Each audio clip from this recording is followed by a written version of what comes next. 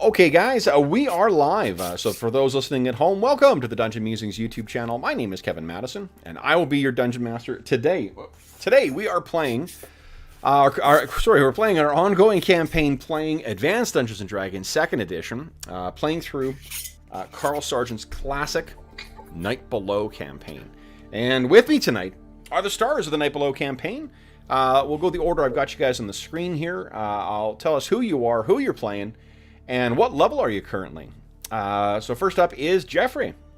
Hey everybody, I'm Jeff. I'm playing Calidor, the 4th level fighter thief, 0th level apprentice skeleton summoner.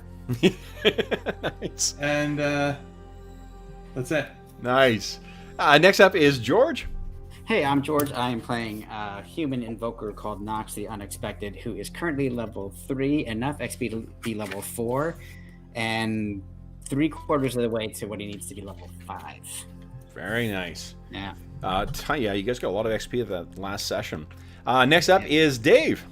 Hey everybody, I'm Dave. I am playing Druin Axebrother, who is a level 4 fighter and specialty priest of Clangadin, who is maxed out on his experience at fighter and not even close for the specialty priest.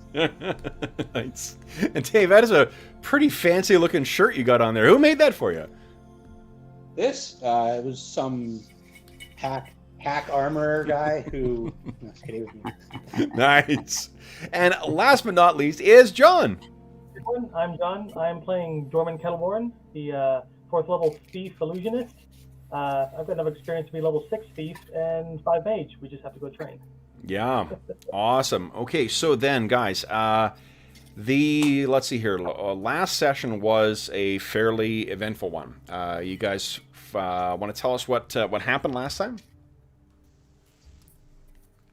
Well, there's two perspectives on this. One is the pack of reinforcements who arrived, which was Knox, Elanion, and Chael to the Knoll encampment.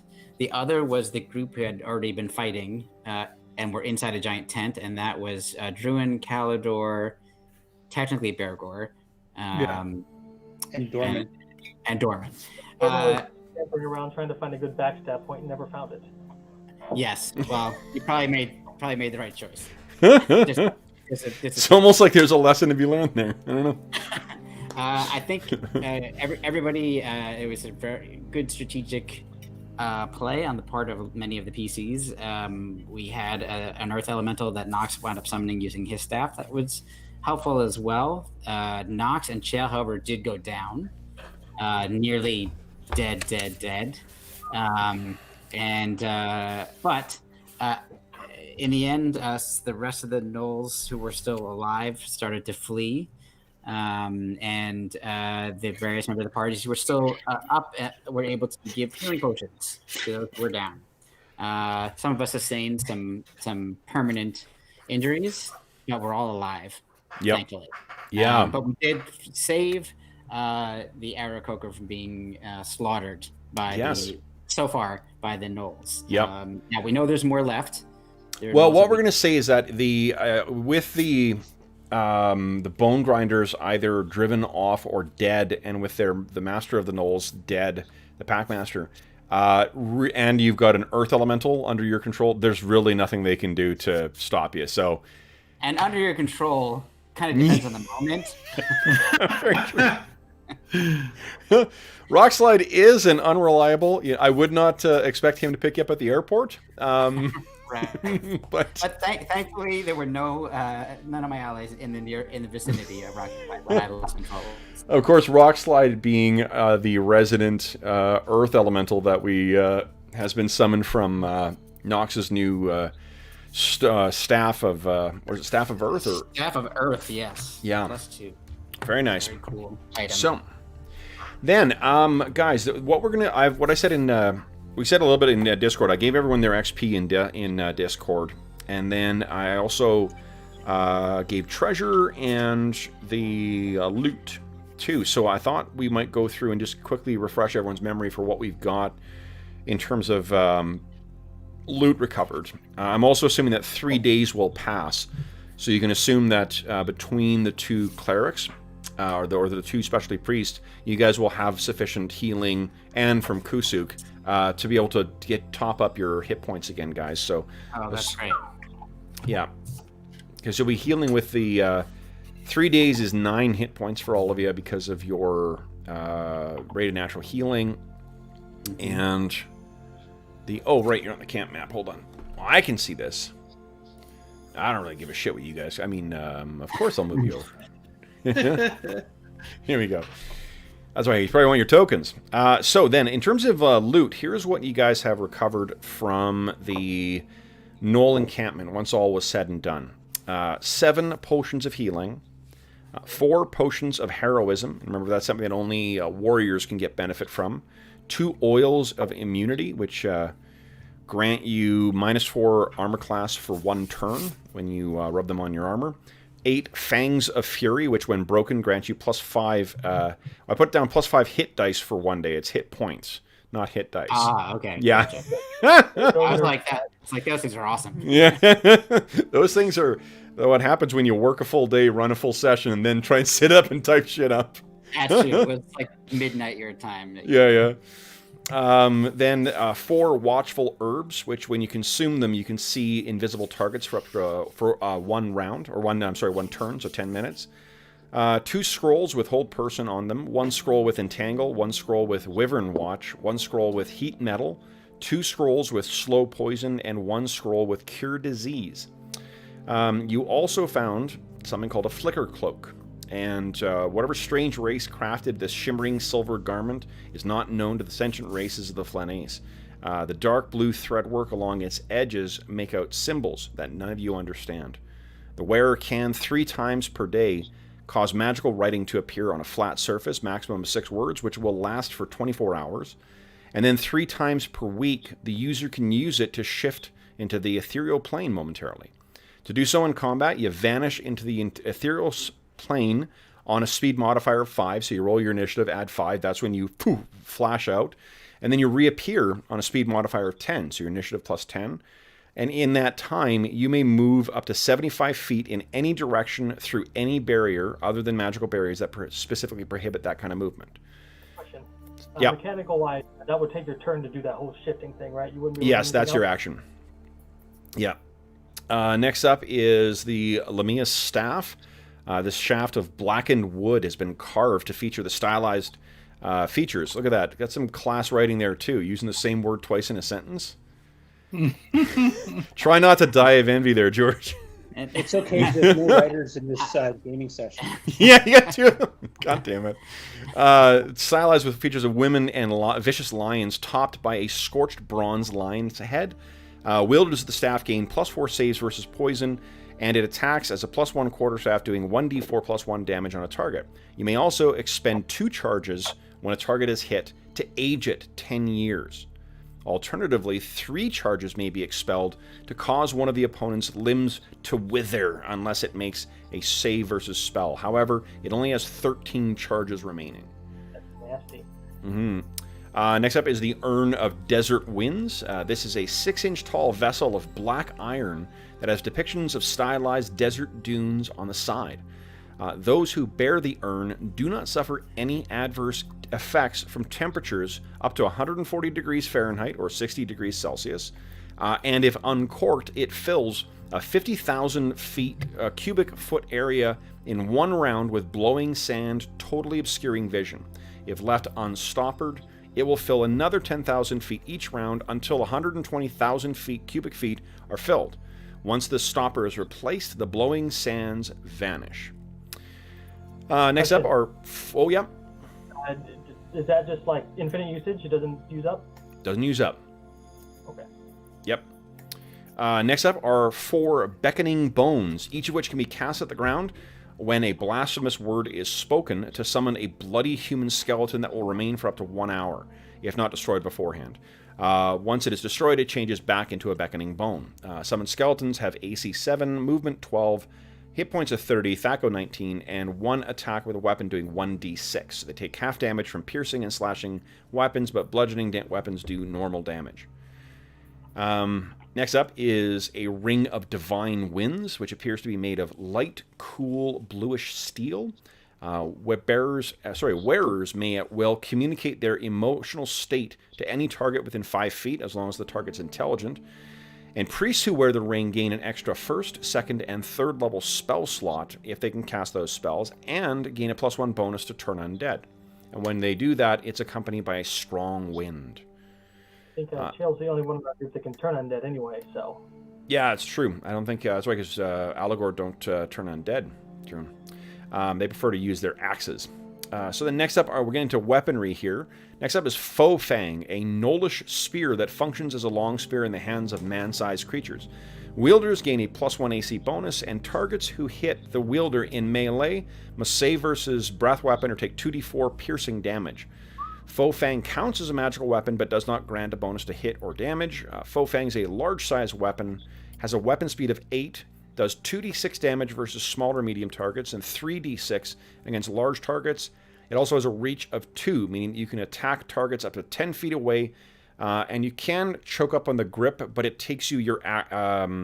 you can only attack once if you're choking up on the grip. So if you've specialized in it, or you got multiple attacks, or you're quickened, or whatever, you're still only going to get 1 attack with it when you're choking up.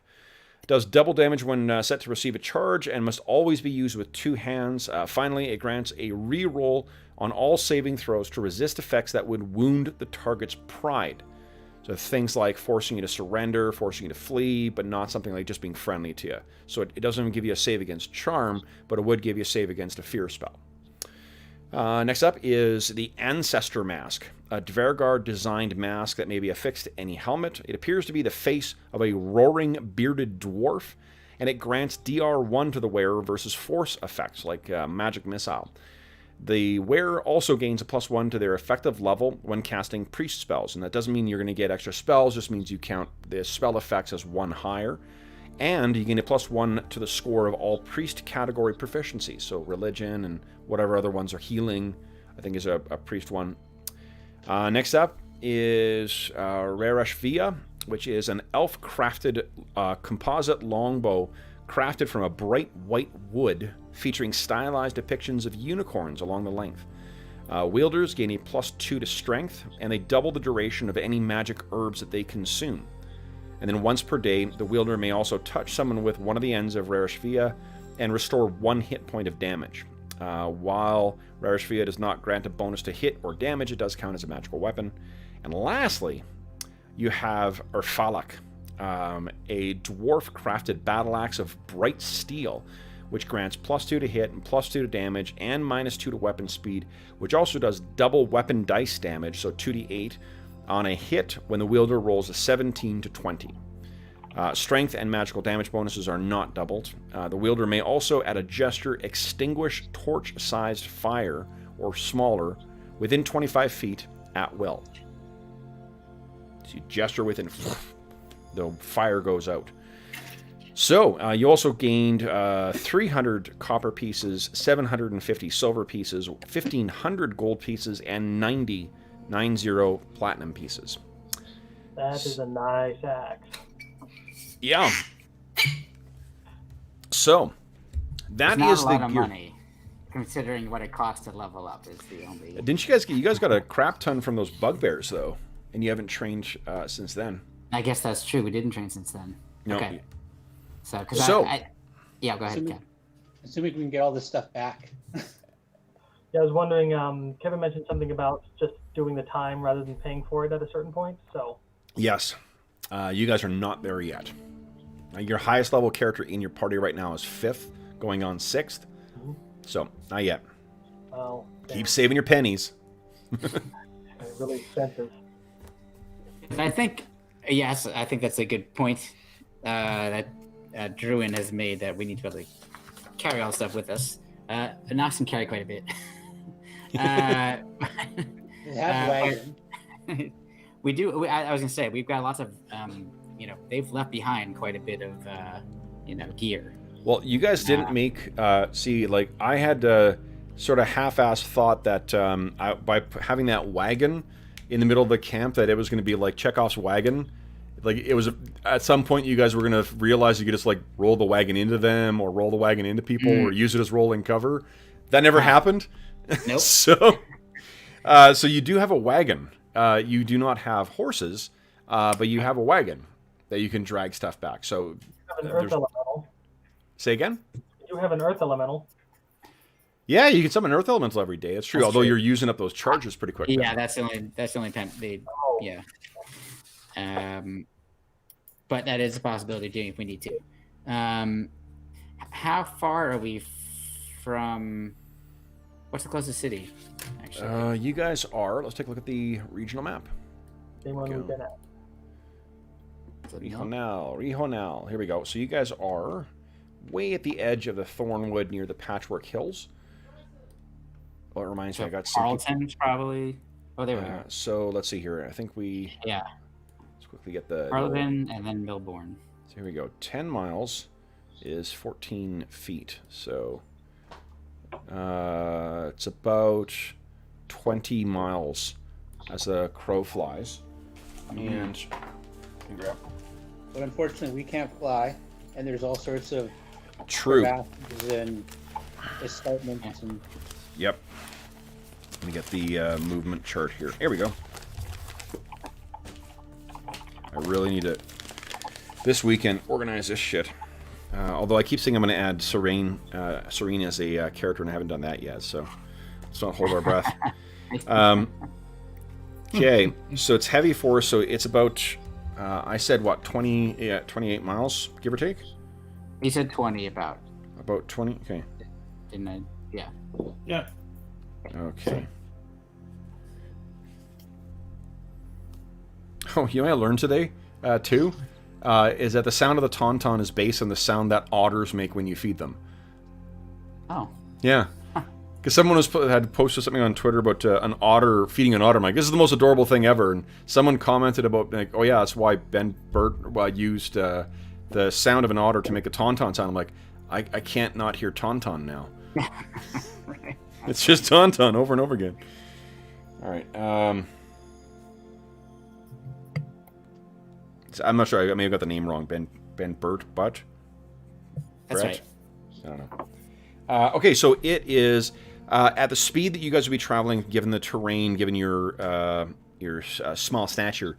It'll be about 5 or 6 days, give or take. okay. Mm-hmm. And that's not enslaving the Aarakocra and making them carry all the stuff away. Well, the other thing I was going to suggest is that I was thinking about this today. Is that if Kusuk technically is a priest, so depending on Can he how summon many, animal? what's that? Can he summon animal or? No, but if you guys wanted to, like some of you, you and Chael need training with a what do you call it? Need training with a priest. If you wanted to spend 3 weeks here or whatever, how many weeks is it you need to do next? Well, I'm 4 levels now, so I'd need 5. Oh, you need a month, yeah. Yeah. I think that he would give training for free, and I would let you add Aarakocra as a spoken language for anyone who stays behind for that month. That's pretty cool. Could we? This is maybe a bit of a stretch, but could they send somebody to Harleton and to bring back, like, fly an Aarakocra to send somebody with oxen or something? Who do you think that... Well, there's a couple challenges there. For one, the Aarakocra, assuming they would do that, because they certainly want to say thanks for you, none of them speak common. Right, but do we have anybody who writes that could write out a message and, here's a message and some coin. Can you send out a drover and some oxen? We'll meet you somewhere down the road. So then I guess the second problem is you guys have traveled these hills. Yeah, they're freaking crazy dangerous. Yeah. Yeah. Yeah, can you That's risk your lives so we can save some time? Yeah. I can give you the quick fast forward. Is like someone has this delivered, like, that's a weird thing. They read the note, and they're like, no. Crumple it up and toss it over their shoulder. Yeah. Is he insane? No. Yeah. We'll have to figure that out. You'd have to just write no on the paper, and the Aarakocra would have to fly back. Right. Well, is there a high-level warrior here too? No. I mean, unfortunately, all the high-level ones are all dead at this point. The chieftain's not a... I think what I would allow fighters to train here as well. Yeah. Yeah, I was going to say, because when you introduced them, there was the shaman, and then there was the chieftain. I can't remember what the chieftain's name is, because he hasn't played much of a role, but... To be honest, I can't remember what it is. I'm sure it's written down somewhere. That does sound like something I would do. Knox is perfectly happy to stay and learn a new language, and be in a safe place, and have our priestly types be even more capable for our return journey. We got a lot of scrolls to go through in order to... Yeah, you guys do have those spells.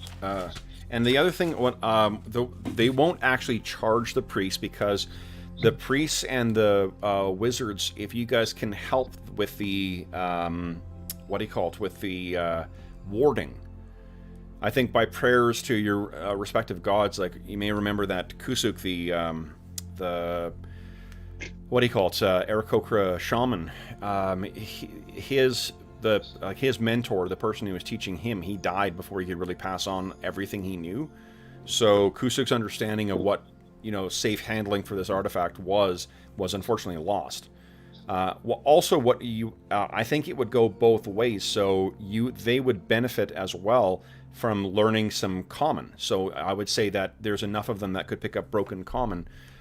So you guys would have Aarakocra allies who also speak common. We could teach them some other skills and stuff, so they're not just bows and spears and primitive weapons. Yep.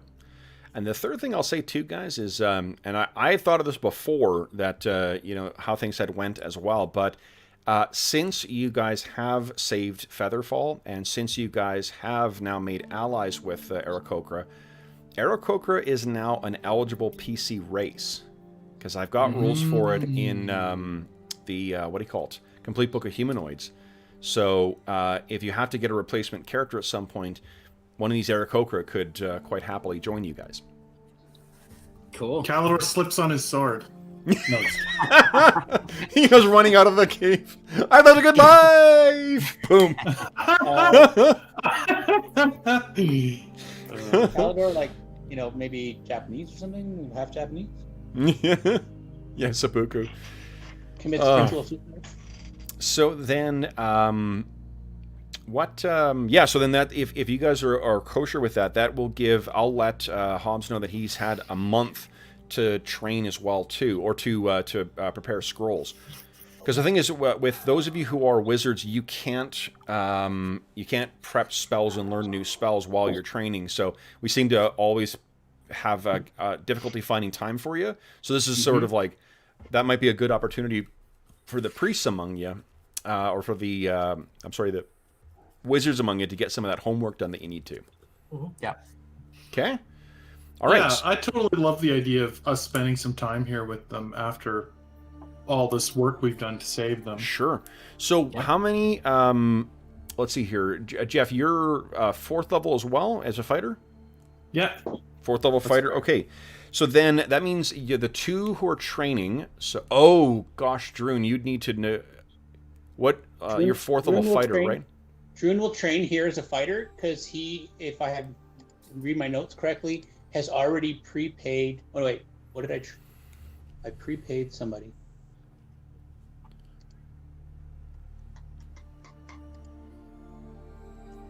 And that will make a difference because one of them will have to be done in Millborn.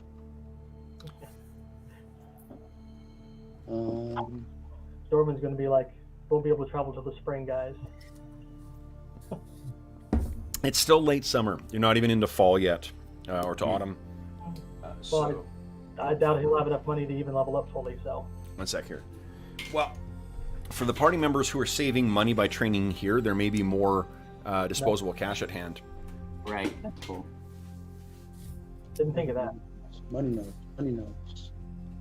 Session 40, prepaid 300 gold pieces to Rendemus for fighter training next level. So I'll train cleric here, Okay. And when we get back to Melbourne, I'll train with Randemus because I've already paid half. Okay. So then, let's see here. That will be 4 weeks for you guys to train, which means let me think here. Getting out my old player's guide here to figure out what day we're going to be leaving then. And I'll roll for, since we're going to be here for a month, I will crack out my monthly event chart to see what happens this month. Let's see here. Let's see here. Anybody want to go bugbear hunting? Yeah. A bunch of those guys escaped. We should just go make sure they don't do anything. These lands are rife with bugbears, and at the best of times anyway. Yeah. And then there's the whole, creature from the deep that wants to kill the mages. Yeah. That Right. now two of you guys have seen. Sorry. Oh boy. Visions of... Yeah, that was strange. Okay, here we go. Here we go. So, we are currently in Patchwall. Is that Everybody right? forget about how Oh god, we are in autumn now. Calvert tried to kill one of our own guys. Okay, so 28, that means... Alright, so we're going to be... You're training 25th of... Oh my gosh. Of Ready Read. Guys, next month this is like the equivalent of August or September. Oh, okay. The early spring before I get out again. Okay. So then, in that 4-week period, let's do some of the nitty-gritty stuff. So, Druin, well, first off, Calder, be sure to adjust your THAC0, because it'll go down by 1. Okay. Then you give me 2d10, roll 2d10, please, and then Druin, give me a roll of 2d8. Let's see how many hit points you guys are gaining for your level. Okay. Oh, God. The average is committed there. A 7, okay. So Druin, so 7.5 is rounding down as 3, or hold on, rounding up is 4. So you gain 4 hit points from that one, Druin, and Calder, you gain 4. No, And you don't. so You gain I get 2. I think Yeah, I we'll- gained 2 hit points from my fighter level. Good lord. So, and I think so. I've got a +2 con bonus. I think I've just been splitting it Sure. when I had. Yep, that's fine by me. However you've been choosing to do it, as long, one hit point here or there won't make a hell of beans difference. Those Fang Dragons hit pretty hard. That's right. All right. Then that also means that we have... So, Druin is now level 5 as a cleric or specialty priest in Allegor. Do you get any new cool abilities? Yes, he definitely does. Yeah, what's that? So, I don't even need to look, but at level 5, he can cast a new spell. It's a granted power, and it is either strength as a wizard or strength of 1, which I think you said was in the Golden Glory or something. Strength of 1's a good spell. Magic Compendium or something like that. Okay. What's the spell called? Strength of 1? Strength of 1. And that's as a 3rd level priest spell. Okay. Or can cast 2nd level wizard spell strength on themselves. Okay, so let's see here. Strength of 1.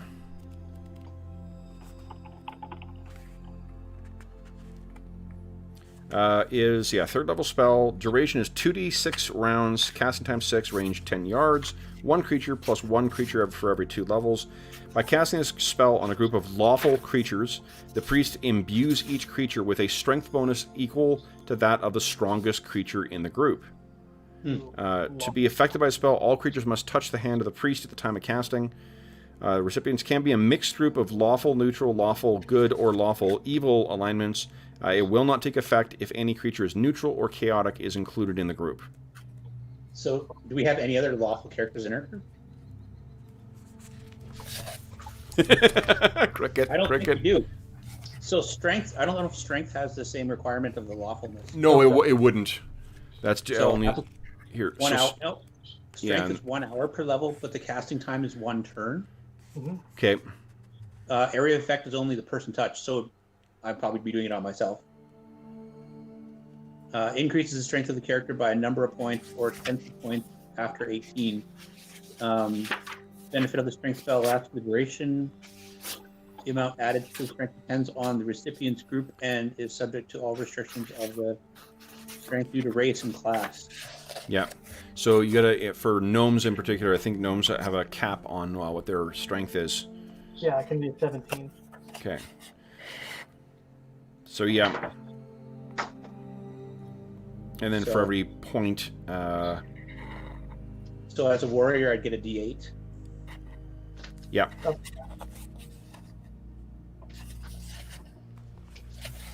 Yeah, so if you cast on yourself, you get a D8, then that's pretty good.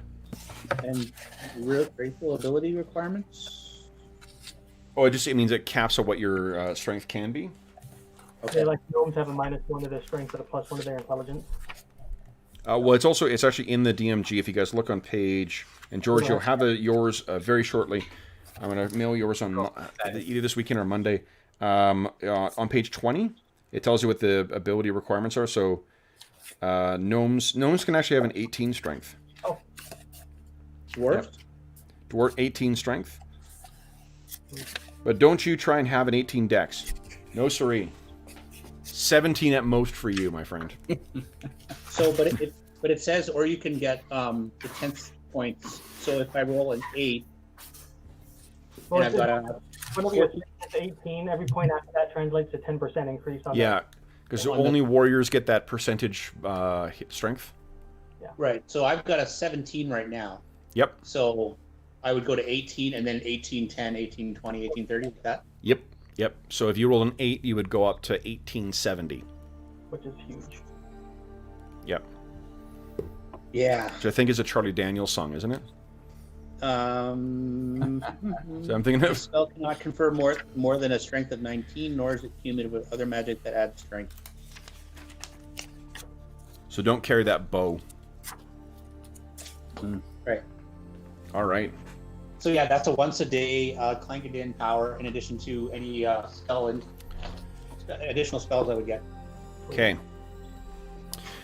So that's what you get. Any other, and you also gain, as 5th level, you now gain access to 3rd level spells, right? Yeah. Sweet. Pretty good. Calidor, what are do you get anything special at 5th level? Do you get to get a new weapon specialization? Not till 6. Not till 6th, okay. So then, and I don't know. At least that's what I read, I think. Yeah, Arlen's going to be 6th level when he levels up, so he's going to... That's why I was thinking of that, yeah.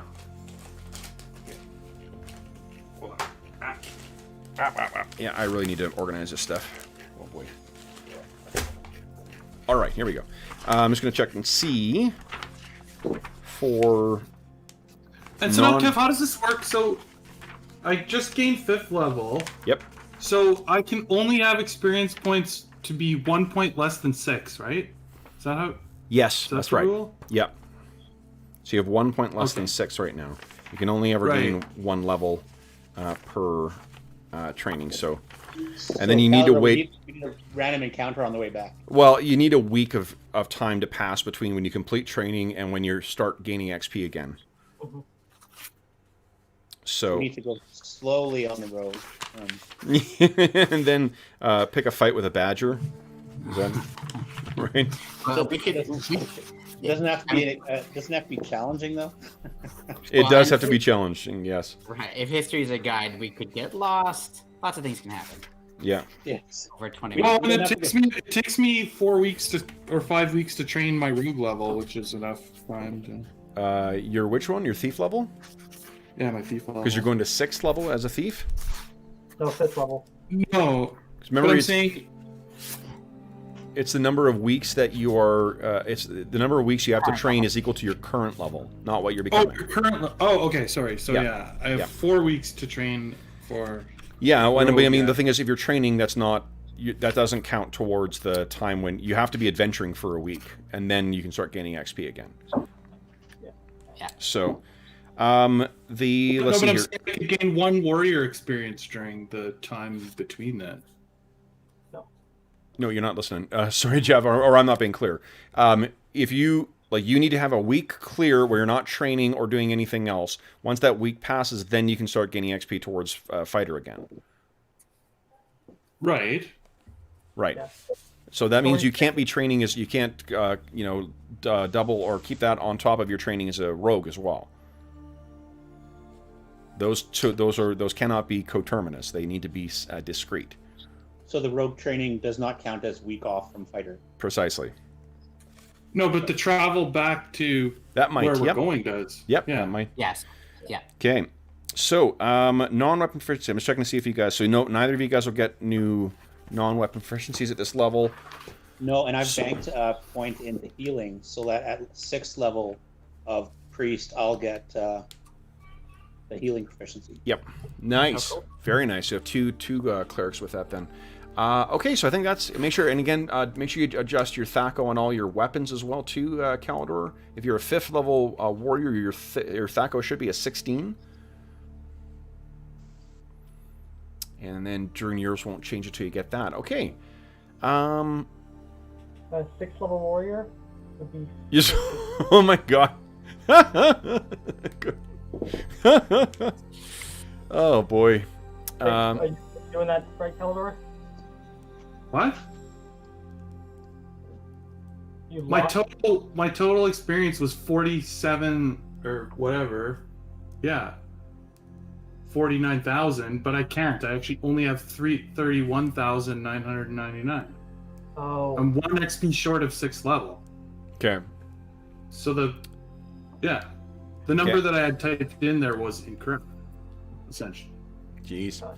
All right, now, Druin, you've got your stuff. So you guys, we're going to do the mechanical stuff too, and then we'll jump into the narrative afterwards. So let's roll through the learning of spells. So the 2 wizards, what do you guys want to spend your time doing? Well, kind of makes it easy. I just went through all the spells. The only one I can potentially learn actually is Hold Person.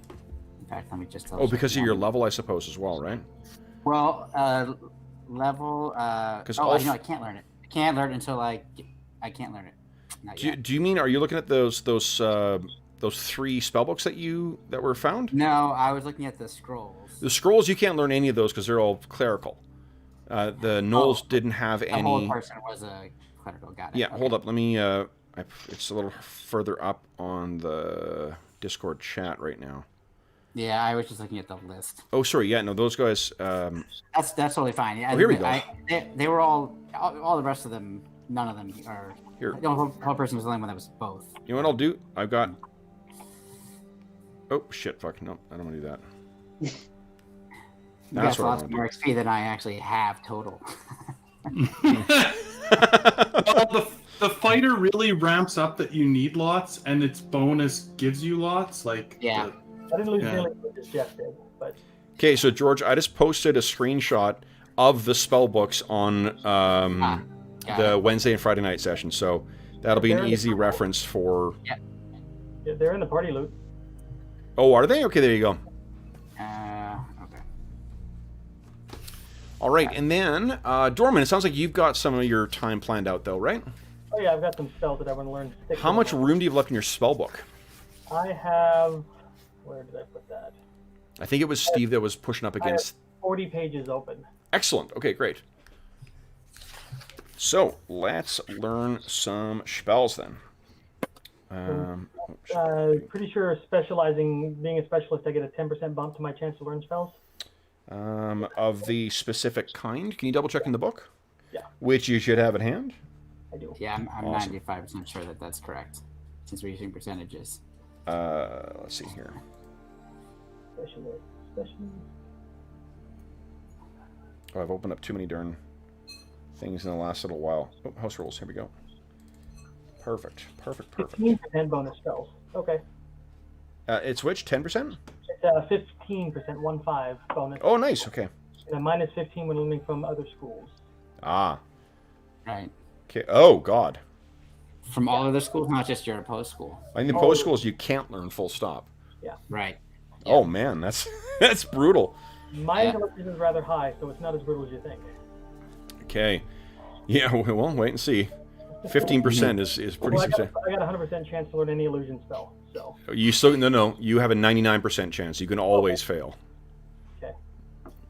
Yeah, this is AD&D. None of this. Well, you're good enough. Fuck that. Okay, now, which one do you want to start with? Let's go with find familiar. So why don't we do this, guys? We'll do like a 30 out of 30 tally for each of you guys, and we'll go through and we'll count down for each of you. We'll go back and forth, make the rolls. Okay. That way we're all seeing the... Here we go, spell books. So each spell you scribe there takes spells equal to spell level plus 1d6 minus 1 pages. Yeah. Okay. All right. And I need to update that as well, too. The prices in pages from the mages are actually a little lower for spell books, so it's not quite as insanely high as what it is in there. So, okay, Dorman, what's the first one you want to try and learn? Find familiar. Find familiar. Okay, please. So that is not... that's one of your non... Yeah, so... So what's your chance? 70 or below. 70 or below. Okay, so you do. Yep, you can learn it from this. Let's see how many days. 1d... it's a first level spell? Yep. So 1d2. That'll take only 1 day, so you got 29 days left. And let's see how many pages it takes up. It's a d6 minus 1, right? 1d... no, it's units roll 1d6. 4 pages. 4 pages, okay. George, which is the first one you want to learn? I think I'm going to start with Blurred, even though it is not of my school. So about 60%. Okay. That's a pretty awesome spell, by the way. Yeah. Totally. Yeah. Okay, so then with not your school. Ooh. That's pretty awesome. Yep.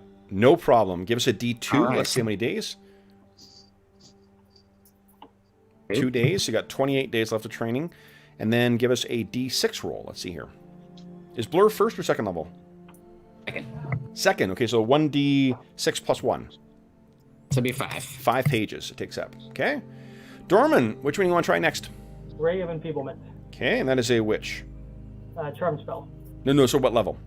First level. Oh, no, second level spell. Second level spell, okay. Go ahead and make your roll. Nice. Okay. So it's 1d2 times 2. Oh, and actually, George, that'll be 4 days then if that's a second level spell, if Blur's second level. Yeah. Okay, 4 days for John. So you've got 25 left, I guess. And then 1d6 plus 1 is how many? 7 pages. Shit. I think I got a lot of pages left. That is a complex formulae. I guess formula if it's singular. George, Knox is up next. What's Knox's next spell he wants to try for? Okay, Wall of Fog, which is a first level spell, and it's in my school, which means I have a 90% chance. Awesome. Here we go. Whoops. 100. Okay, made that. Nice. Very good. So then it's first level is 1d2. 2. Yeah. 1 day. Nice. And then it's 4 pages. Yeah. Right. Okay. Next up is Dorman. You got 25 days left. And then, George, I think you're at 25 too, aren't you? I am. That's correct. Yeah. Okay. So, Dorman, 25 days. What are you doing? They are learning Improved Phantasmal Force, which is an illusion spell. Nice. And that is second level? Yeah. Very nice. And then give us 1d. So it takes you 2 days. Or no, 4. Yeah, 2 days to do that. And 1d6 plus 1. Only 4 pages. Not bad. Okay, so you got 24 days left. No, you got 23 days left because it's second level. Knox, what's next for you? I want to have some utility spells as well, so I'm going to try for Knock. Nice, very cool. Not in my school, so 60% chance. Okay. Also had to learn that one. Let's see here. Yep. Very good. And by the way, it is. I didn't say this, but it's a second level spell. Second level spell. Okay, so 1d2 times 2. Oh, 2. 2 days. Okay, so you've also got 23 left, and then 1d6 plus 1. 7. 7 pages as well, too. Okay. All right, Dorman. Which one's next then? I'm going for Knock as well. Knock as well. Okay, go ahead and give us a percentile. Nope. Can't learn that one. So what's your backup one? Is knock more than once in the spellbooks, or is it only in one spellbook? It's only in, well, I can look. Knock is in one of the I was in spellbooks? one. Knock is in Yeah, it's only in the one. one, yeah. Shit. I'm a thief, I don't really need it, but I thought it'd be useful to have a magic backup. Sure, yeah. We'll go with levitate. Levitate, nice. Okay, Also see if we not can my skill, figure so that one out. There we go. Yep, pretty good. Also a second level spell. Second level, so 1d2 times 2. This thing won't work. There we go. 2 days. Okay, 2 days, so you're down to 21 days. And then 1d6 plus 1 spell. Oh, 7 pages as well. Okay. Okay, and then Knox, you're up next. Continuing my utility spell list, I'm going to try for rope trick, which is Nice. not part of my normal spell school, so it's going to be a 60%. Okay, 16. Yep. All right. no problem. It's And second it is level, so a- it's 1d2 correct, times yeah. 2. So 2 days. Okay, so I think so- you got 21 as well. That's right. And then it's 1d6 plus 1. 5. 5 pages, okay. All right. Dorman, what's the next one you want to study? Is Acid Arrow an invocation or a conjuration? Conjuration. Okay, I want to try to learn that one. I Okay, cannot learn evocation. okay. Here we go. 70 for Acid Arrow. Nope. Oh. Okay. What's Go for Alter Self then. Alter Self? Okay. Yep. Yes. Okay. So then 1d6 times 2. Oh, sorry, 1d2 times 2. 4 days. So you got 17 days left. It takes up 6 pages. Knox. What's the next one for I'm going to try for blindness. you? Ooh, cool. Yeah, which is not part of my school, of course. So Okay. 60% chance. Nope. Nope, can't learn that. What's a backup for them? So my backup is going to be. I already have that. I have that too.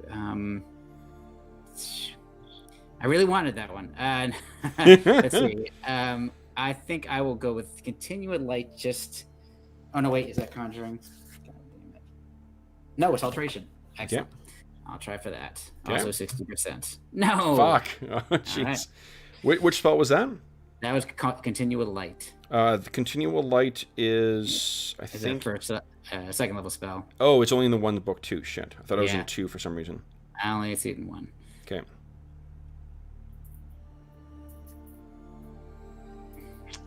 I guess I'll try Detect Invisibility. Okay. Yeah, Divination. That's okay. So 60%. Come on. Oh my god. This is when you were going through, Tauster's books too. That's exactly. Why is none of this in Magic English?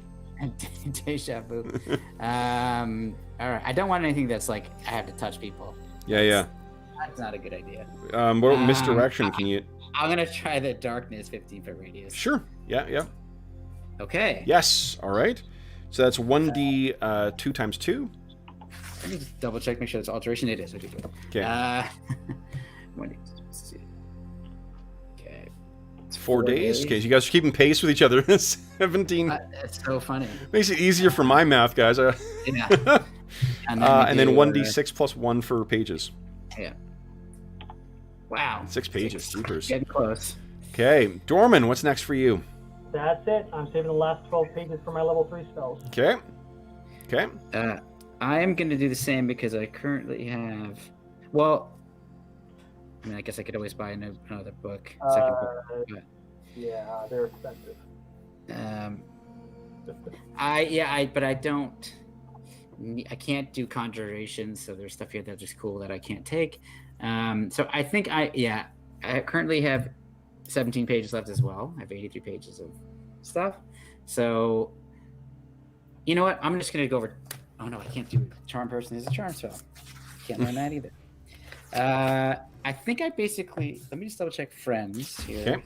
I think I'm assuming that's charm as well. But yep, enchantment charm. Okay. So I think I pretty much have everything that I'm allowed to have that I can actually learn and that I don't already have. So. Okay. How about if you want to look in my spell book, see if there's anything you want to learn from my spell book? Sure. Oh yeah, good call. You guys could do the same with each other. I have Mirror Image, which is an illusion spell. That's a cool one. I'll try for that. Okay. Second level.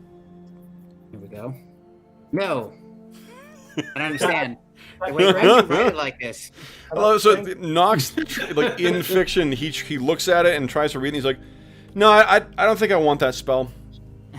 Yeah. You have any other spells? Invisibility. Which one? Invisibility? At second level? It's a illusion. I can learn that. Can learn that. Pretty good. 1d2 days. So 2 days. So 15. And then d6 plus 1. Oh. Only 2 pages. Hey, that's pretty good. It's because it was written in Gnomish. Yeah, apparently. Shorthand. It's looking for a hand, actually. Literally. Oh, that's good. In Strength, it's an alteration spell. It's the same one Druin has. So, Which one is it? Strength. Strength. Make our fighters I don't- more powerful. So you can cast that on other people? It's in Okay. one of the spell books as well too. So if it's in Dorman's book and in the other one, you have 2 opportunities to try and learn it. All right. If you choose to learn it. It's the second level? Yes. And what's the school? Alteration. I'll try. Okay, I can learn that. All right, I'll give it a try. So I'll start with the books we picked up. Okay. So 60%. Yep. Oh, I just made it. Okay, and then 1d2 times 2, 4 days. Okay. Still have plenty of days left, and then d6 plus 1, 4 pages. So that I got 89 pages. So I got 11 pages left. Not bad. All right, that's great. Dorman, I'm assuming you wanted to keep space for third level, but I do have spells. Really good. Okay. So, you got anything Excellent. really good that is in evocation? Other than the evocation, yeah. I have. Sorry, just writing this strength down. Dorman knows utility spells mostly. He's not flashy. Yeah, and he doesn't want flashy. I think you probably have most of these, or don't want them. Armor, cantrip. Well, everybody's cantrip. Armor, detect magic, identify, shield. It's pretty awesome. Can't let that one. Magic missile. You can't learn. Spider climb. Got that. Okay. Message. Message could be useful. I don't have message. We haven't used it yet, but it could come in handy. And if I'm invisible, it's pretty good. Yeah, let's go for message. Okay. What school is it from? I think it's conjuration, but looking it up right now. 17. Yeah. Okay. One day. And the first level spell. So. Yep. It's 1d6 pages. 6 pages. Oh gosh. Jeez. Apparently, I don't wrap my head around that one very easily. But Yeah. It's that human script. It's so But big. it's cool. What's cool is for you is that you can whisper. You're supposed to whisper the message. So like it's all about being sneaky, and so you could get if you are invisible and sneaking around, you could whisper a message that gets sent 5 yards per level. Mm-hmm. I have a few more. I have alarm. I have Snillix, snowball, which you wouldn't want. Super cool. Yeah, done, Dave. Figured.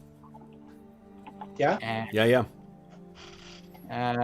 anything else here? Comprehend languages. No.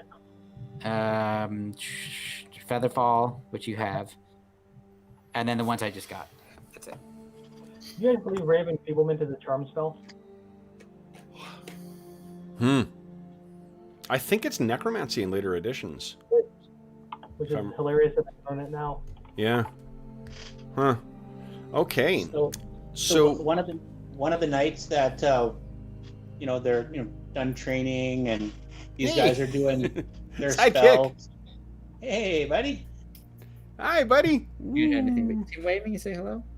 Hello, Darwin. He's very intrigued. Yeah. Sorry, Who are those sorry, goofy-looking guys? That's right. Hi. So Druin prays for a spell one morning, and then casts it, and then later that night, we're all kind of sitting around in one of the caves, and he walks over to Knox, who's like sitting down and pats him on the shoulder and says, "Hey, big man, I know you have problems in the dark, so don't take this the wrong way or anything, but I thought maybe you'd like this." And he hands him a piece of cloth wrapped around something. Okay, he'll of course accept it, and what does it feel like? He's Is like, it weighty? yeah, it just feels like maybe, I don't know, a stone or something. He's he's pretty like, smart. Might not want to open it up right now. Everybody's gonna, it'll hurt everyone's eyes. Okay, he winks at Druin. Thank you very much. He's paging through the book. He's definitely nice, excellent. Oh no, he's like the DMG. Hey, Yeah, that's good instincts, kid. Good instincts. Always be the DM. He kind of is the DM in the house. So. Yeah. Well, if he comes by, naturally the storytelling from his father. So. It's that, and he's very demanding. Okay, so that's terrific. That definitely gets taken care of over the course of the time. Now, it sounds like it took you guys about 14 days or so to get all your spells prepped, give or take. So that means you have about 2 weeks where you're just kind of bopping around the learning Aarakocra. Yeah. So all 4 of you guys, and I'm assuming that the entire party will pick this up as well too, because you're all stuck with it. So everyone can add Aarakocra to your list of languages. How do you spell that? Aarakocra,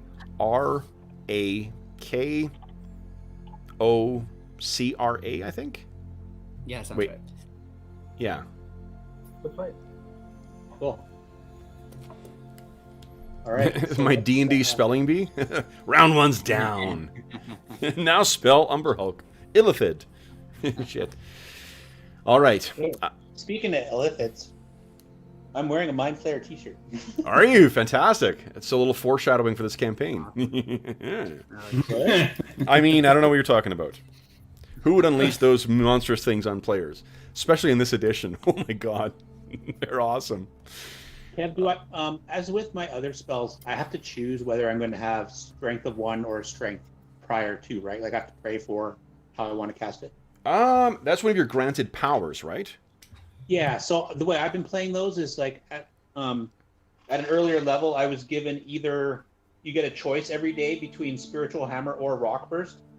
The way I've been working it is I pray for that spell one or the other at the beginning of the day. I don't have the ability to choose. No, so it's a little different from like in in 5th you'll get like certain spells that you always have prepared for certain things where like it's either your domain as a cleric or because I was reading it your whatever your specialization is for artificer, and you always you can cast from those spells. That's not like this. This is just like, because it's a power in the same way that Turn Undead is. You don't prep a certain amount of Turn Undeads per day. In a similar way, you can call on that power, but when you call on that power, you pick which of the 2 to do. So don't feel restricted to have to prep one or the other. You can you can only call on those particular favors one time. Okay. Yeah, like if it says something specifically that is prepared like a spell, then that's the way it works. But if the way you've said is, nope, if that's not the way it's written, then no, it's more flexible than you thought. So it's even better. That is even better. Rock burst over here, rock burst over there. That's it. So yeah, Bergour's like, oh no, Druin can have the axe. I'm gonna go swords, and I'm thinking here like, at 4th, I get a 4th level spell at 7 that maybe he might want to learn about first. But when it's called Axe Storm of Clangadin. When this spell is cast, each affected dwarf gains an additional attack per round with every axe wielded in melee combat or hurled at an opponent. Oof. Wow. It's like a haste spell, but you don't get the bonus to like spell casting or movement or anything like that. Yeah. Probably also don't age a year, which is...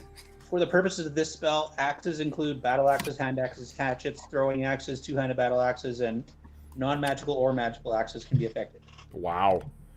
So if he switches to swords, that's just one less dwarf in the Axe Storm of Clangadin. Well, I think what he's done is he's keeping the proficiency with axes, and he at 6th level, his new proficiency, he's adding that to, or his new specialization, he's adding that to what do you call it? To his sword. Yeah. Yeah. Okay. Crazy. So he will. Yeah, that's a freaking awesome spell. All right then, guys. Let's talk about what do Dorman. Oh yeah, learning Aarakocra. So yeah, so all you guys have Aarakocra as a written language right now. So here's some of the stuff you do find out from them. Well, I guess first off, what I'll ask is what, and you can each answer something differently. Now that you've actually started being able to communicate with the Aarakocra over the month that you spent with them, watching the leaves of the thornwood begin to slowly change as the autumn goes on. Some of the trees begin to lose some of their leaves. Although it may be like here where like the entire season of autumn is about a day and a half.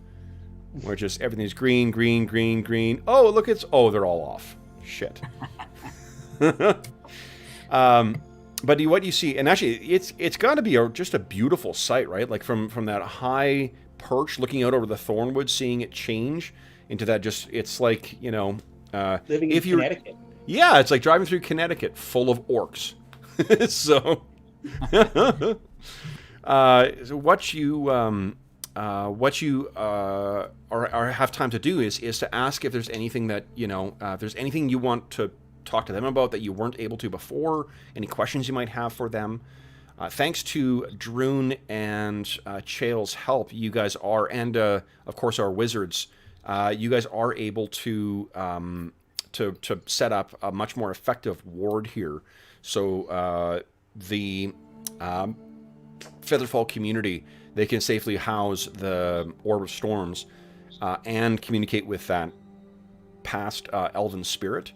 I don't know. Brent isn't making it tonight, so I don't know what Chael's going to do. Or not Chael, Carrick. How Carrick feels about this thing being left here. How does your spells, like you get your spells at the beginning of training, at the end of training? How does that work? At the end. The end? Yeah. Okay.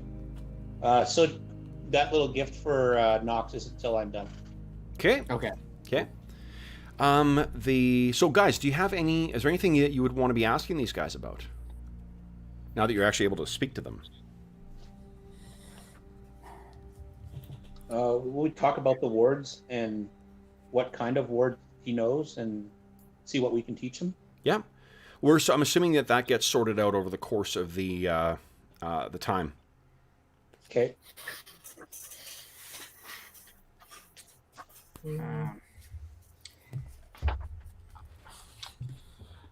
Are they going to remain here after this new these eggs are hatch? Are they going to stay here? Or they are going to stay. We intended this to be our home, and until the gnolls came here, this was always as you can see, it's a next to impossible place to reach. We can defend ourselves from most things that can fly to make their way in here, at least the things that would be found in this region, and otherwise secrecy is our strength. Not knowing that we're here, we've been very careful to make sure that they don't know that we're here. We keep our distance from the collections of men. We can see that there is not a community, but there's a structure in the Thornwood, but we stay clear of that as well. If we give no one any reason to come looking for us, we should remain hidden, now that the Orb of Storm is silenced. Where is that structure? That's a good, same question. It is south of the North River. So I'm assuming you guys talked to them a little bit about your names for the different rivers in the region. Oh yeah. You can picture you guys are on the ground. You sketch one out and you sketch another one out. What they tell you is that it's roughly equidistant between the southern edge of Hog Brook. It's actually closer to the Woldcut River, but south of the Hog Brook, there is some kind of ancient structure, a structure of man, stone, and it is It seems to have been enveloped. Oh, you know what? We got another level for Bergour then, too. Jeez. Because Bergour will have been able to train. He needs one more week, but... I'll put a link to the... So, yeah, if we have a week while Bergour's finishing his training... Yep. Because that's a week more than Druin needs. Yep. I can help the Aarakocra if they need any changes to their caves. Sure. Using stone. I'll have access to stone shape when I'm done training. Yeah, they would absolutely accept that, definitely. Yeah. And if they're not looking for fancy artisan work, which is good because it doesn't do that ability, it's... But you are a dwarf, though, too. I mean, honestly, of anyone who's going to at least have an instinct of what looks right or wrong for subterranean structures, you're going to be the one to speak to about that.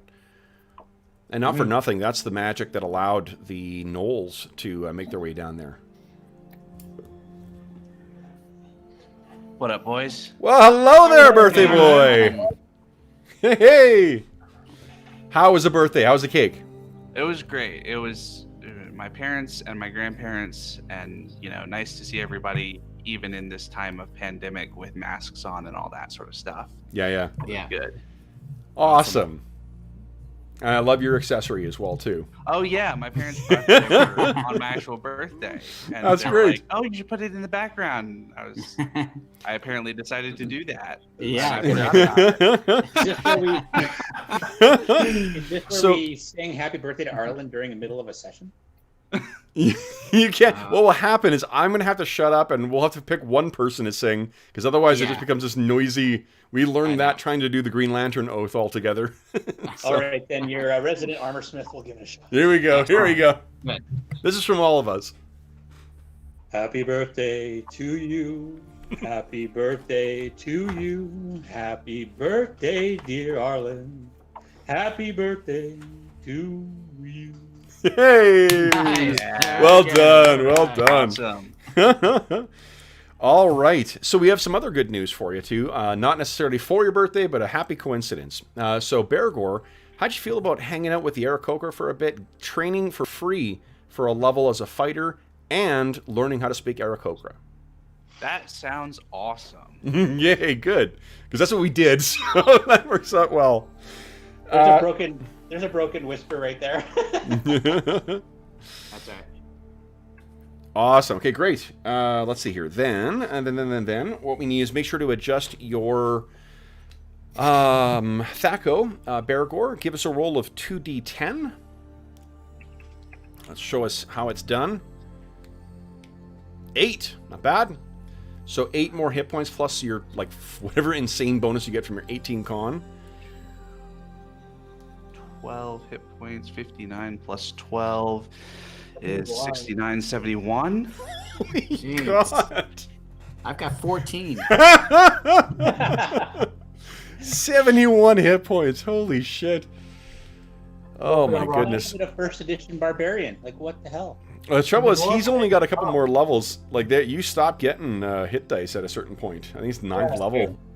10th hit die. Yeah. Yeah. So, the other thing, I think you said you get a new specialization as well, too? I do. I get a specialization in bastard swords. Pretty awesome. Feel free to also add Aarakocra to your list of known languages. And we were just talking about the... what do you call it? In the time that you guys have been here as well, too, as the Aarakocra are learning Common. Oh, and since you guys have spent time with the Aarakocra, and since you have freed Featherfall, Aarakocra become an eligible race to play now. So if anyone needs a replacement character at some point, Aarakocra is a valid choice now. Sounds like Druin should Now that I'm some faith in his deity here. Yeah. So we also, let's see here, the guys, Knox and Dorman boned up on some spells, so they learned quite a few spells from those spell books. What we were talking about is questions that the guys had for the Aarakocra, now that the Aarakocra are learning Common as well. And what they were saying was that there was a structure that they've seen in the Thornwood. somewhere around here-ish. Oh, here-ish, a little further south. Let's see. Yeah. They did not get close because to get a closer look at it, but they did see figures moving in it.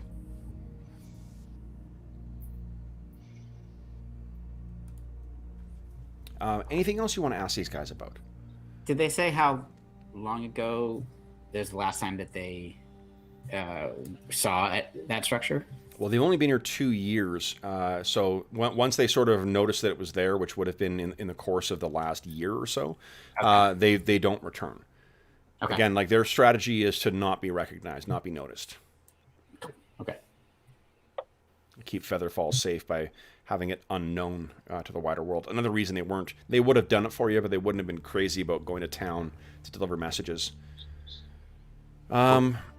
So then, should we talk about the distribution of magic items, guys? I'm happy to do that. Sure.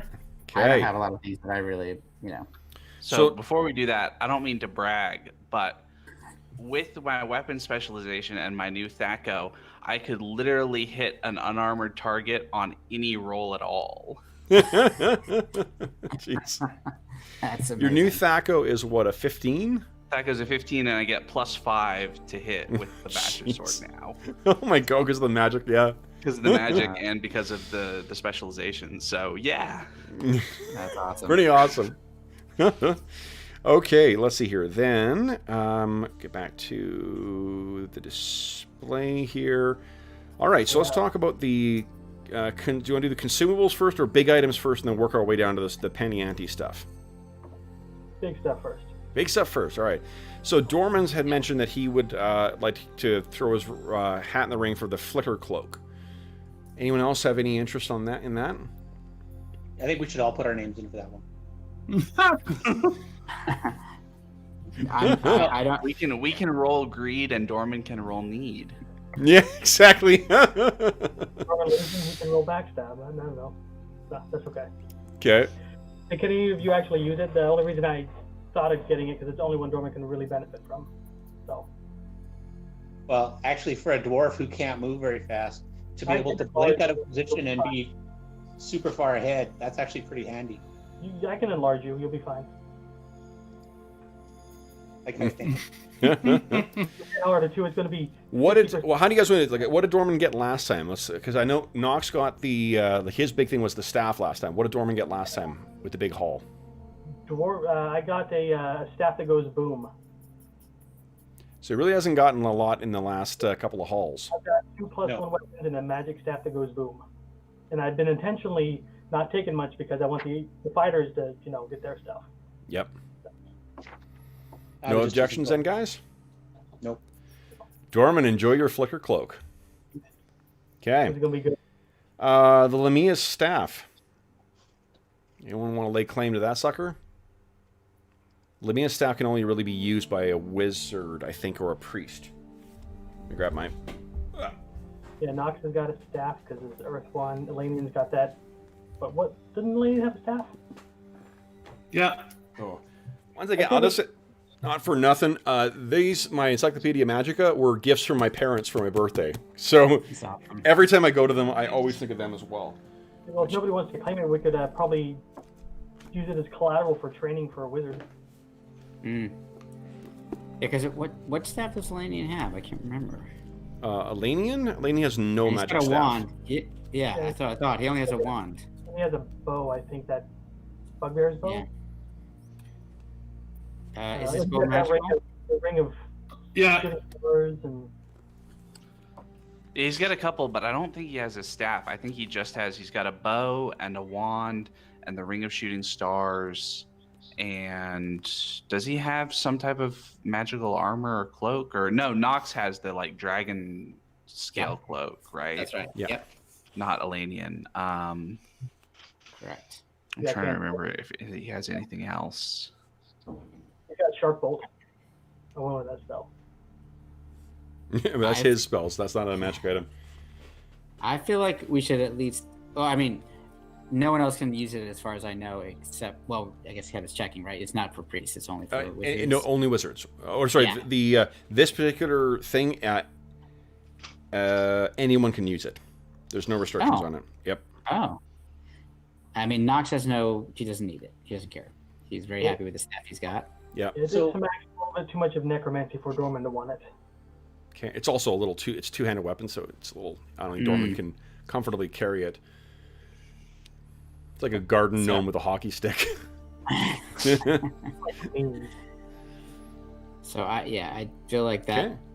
So why don't we, if you guys have an area on the group loot, maybe put something that's unclaimed and put that in there. Are you working on the loot there, Gorman?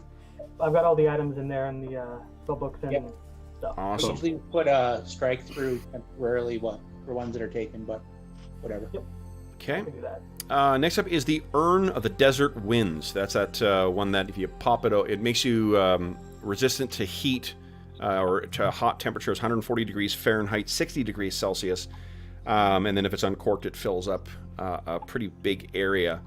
Anybody want to claim the Urn of the Desert Winds? Can we just leave that in Lord Carmen's house next time we visit him? The top pulled off? I was thinking to be useful for Dorman. Yeah, what happens if you put the ring inside the Urn of the Desert Winds? Yeah. Mudslide! No, I figure if we can get the ring from him and let his place fill up with water and then fill it with sand, he could have like quicksand in his entire house. It'd be awesome. yeah. Dorman will put a want on it, but he doesn't need it. Okay.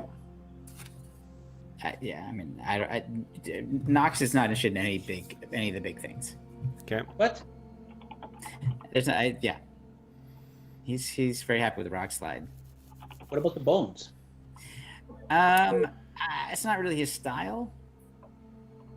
Depending on how you guys choose to deploy the urn as well, too, with how you guys have been playing thus far, Dorman might be your best bet for placing that thing and making effective use of it.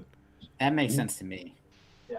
Yep. I'm only looking at it from a utility standpoint. You know, the cloak gives them mobility, and then I could like blind people for a while, and then just sort of round them and rush in, and with my message spell, I could cap it and hear you. So. Yeah.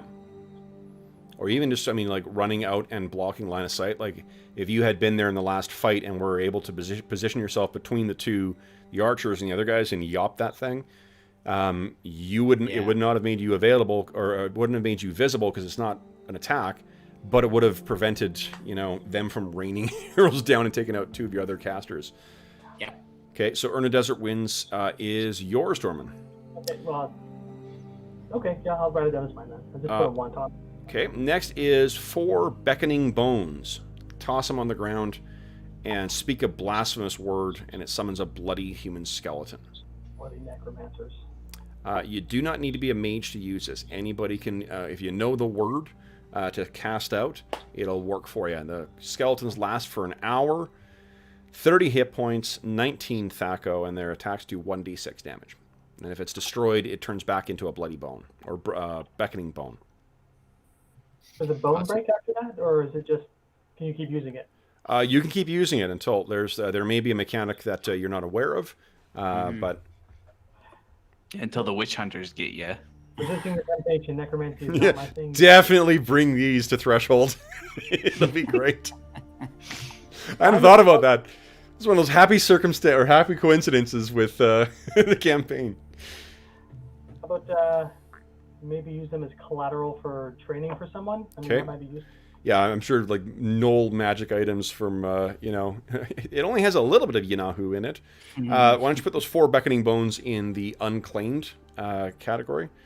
Maybe Tauster wants him to wage war on Milborn or something. Tauster, knowing him, it may be a much more prosaic basis. They can carry up to 100 pounds, so he may just want them to do work. Oh, you should say that part. Now I want them. Yeah. They only last an hour, unfortunately, though, so it will only carry. Yeah. I have a brilliant idea. We had problem. How are we going to get this stuff back to Milborn? Yo, crack out some skeletons. Get them to carry these chests of coins. Again, they only last an hour, so you're like, yeah. Yeah. Shit. Next up is the Ring of Divine Winds. Chael? Obviously, I'm going to take that. Only Chael because he's the one that can turn undead, and that's the biggest thing. Okay, Yeah. so let's congrats, Will. You are now Chael has the Ring of Divine Wind. Winds. Next up is Faux Fang, that Gnollish spear. I think that Will was attentive on this one as well. So this is the one, and Arlen, this is the one. It's the first thing we've had with Reach. So what I've decided is that you can choke up on it as part of your attack, but you can only make one attack per round if you're choking up. And you got to decide what that reach is. So you're either attacking at 10 feet away that round, or you're attacking at 5 feet away. Okay. Okay. But it is something you can attack 10 feet away on. Now, after Will mentioned that Chael might want this, I have been thinking about how Chael has traditionally been fighting, which is to charge in and be in the front line. If he's so eager to fight, it may not be a bad thing to give him 5-foot reach, so he can fight from behind the two tanks. Well, and if he gets hit all the time, right? Doesn't it have they have to make a save or get damage? Yeah, breath weapon save, they take 2d4 damage, and that's not like a number of times per day. That's every time. Plus, it gives him +1 AC as well. So, Would that saving throw to resist whole person kick in? Versus whole person? For the against pride? Yeah. No, I don't think so. That's not anything that's innately. It's frustrating, but it's not humiliating. Okay. How about color spray? We only got him once with it. Color spray. I don't think that's innately humiliating either. Like, it's not something that damages your pride, because it can't be. It can't be so broad as to be everything, right? Unless it's an ally, and then that's damaging your pride. Yes. Okay, no! And then, hey, what'd you do there, Dorman? we just take a dirt nap here while the gnolls are fighting, because it becomes a running joke after the month that you guys spend in these caves, where Chael keeps waking up in strange places and vaguely remembering seeing lights. What did you do to me, Dorman? Eric did it. All right, so we're I think assuming that's great for Chael. so we'll let Chael start with that. Next up is the Ancestor Mask. That's that Bergour designed mask. It gives you a DR1 versus Force effects. Remember, Force, normally Magic Missile punches right through that stuff. The wearer also gains +1 to their effective level when casting priest spells, and a +1 to the score of all priest category proficiencies. Sounds like Druin right there. That's what I was thinking. Yep. Nice. So then, Druin, you'll cast spells as if you're 6th level. Once you get your... Oh, no, you completed your level. So, yeah, as if you're 6th level. And go ahead and bump up your proficiencies, your priest proficiencies by 1 more. Did you pick up heal this level, Druin? Sorry? Did you pick up heal? Or is that banked for later? The heal proficiency? Not to level 6. Okay. Yeah. And then last big item, guys, is Reresh Via. Which was the composite bow, the Elven composite bow that grants +2 strength and doubles the duration of any magical herbs that they consume. So, like, say that those herbs that allow you to see invisible, that's an example of something that would be 20 minutes instead of 10 minutes. It seems like an Elanion type weapon, but Who else? Yeah, he's got that magic. He's got the bow that he got from the Bugbear from. Oh gosh, what was his name? It's in your handouts. It's not really important, I guess, but. Thinking Caldor could use it too, but... I already have a magic bow as well. Oh. We found 2 of them. I have one laugh key longbow. So this one is the effects of it is +2 to strength, doubles the duration, and then once per day, or how many times? Oh no, there's just 2 more magic items. Sorry guys, there's one big one left. Once per day, the wielder may also touch someone with one end of Reresh Via and restore 1 hit point of damage. You do need to be actually wielding it though. You can't like pull it out of storage and whack someone with it. It needs to be something that you're effectively attuned to. Yeah, and I mean the negative of it is that it doesn't have an actual bonus to hit or damage. Yeah, it doesn't grant a bonus to hit, bonus to damage. It does bump your strength up by 2, so depending on where you are on the strength scale, it may trigger that stuff. And it's composite, so it'll account for that as well. That sounds like something a fighter should get. It is a pretty good fighter weapon, and I say it that way. Yeah. Calidor, what is? Well, you've got a magic bow, right? Yeah, I have a magic bow. Yeah. I'm just thinking it's useful because in the Icewind Dale game, people can hold it in one hand and a sword in the other, and then if their buddy goes down, you can just poke them to get them back up and just stabilize them. Tricky is that Caldor fights with a... I guess, Caldor, there's nothing wrong with having that as a backup. What's your current magic bow? Does it... I'm not really sure what the stats of it are. It was called Lafke. From the attack adjustment is +4. Wow. And the damage adjustment is +3. That's... What? That's... Hold on. That doesn't sound right. Well, that would include my that's what my roll is with it. So that includes my dex bonus. I think it's a +2 bow. Okay, so when you get magic items, guys, it's really, really, really important that you write down precisely what the thing does, because I won't remember. Over the course of, we're 57 sessions in, I'm not going to remember what it is. We're not going to be able to go back and check the notes. I can tell you, once I hand this stuff out to you guys, I bin the sheets that I've got the stuff on. So if you don't write it down, we lose it. And I don't want to go back and try and watch through and try and figure out what it is. No, I do have my other stuff written down and what it does. Its ability is once per day, project an emotion to anyone in sight. Okay. That's what the bow does? Yeah, that's what Lafke does. That's a composite longbow +1. That Caldor claimed. It's in the party loot cross. Oh, there you go. So it's a +1 bow. So yeah. Okay. Yay for notes. Yay for notes. Thank you. Exactly. Yeah. All right. So it's better than what a strength of +2 bonus would give me. Yeah, and it's only when you're wielding it when you get the +2 strength too. It's not like you get +2 strength by having it on you. Mm-hmm. So why don't we do this? We'll put the bow in unclaimed as well.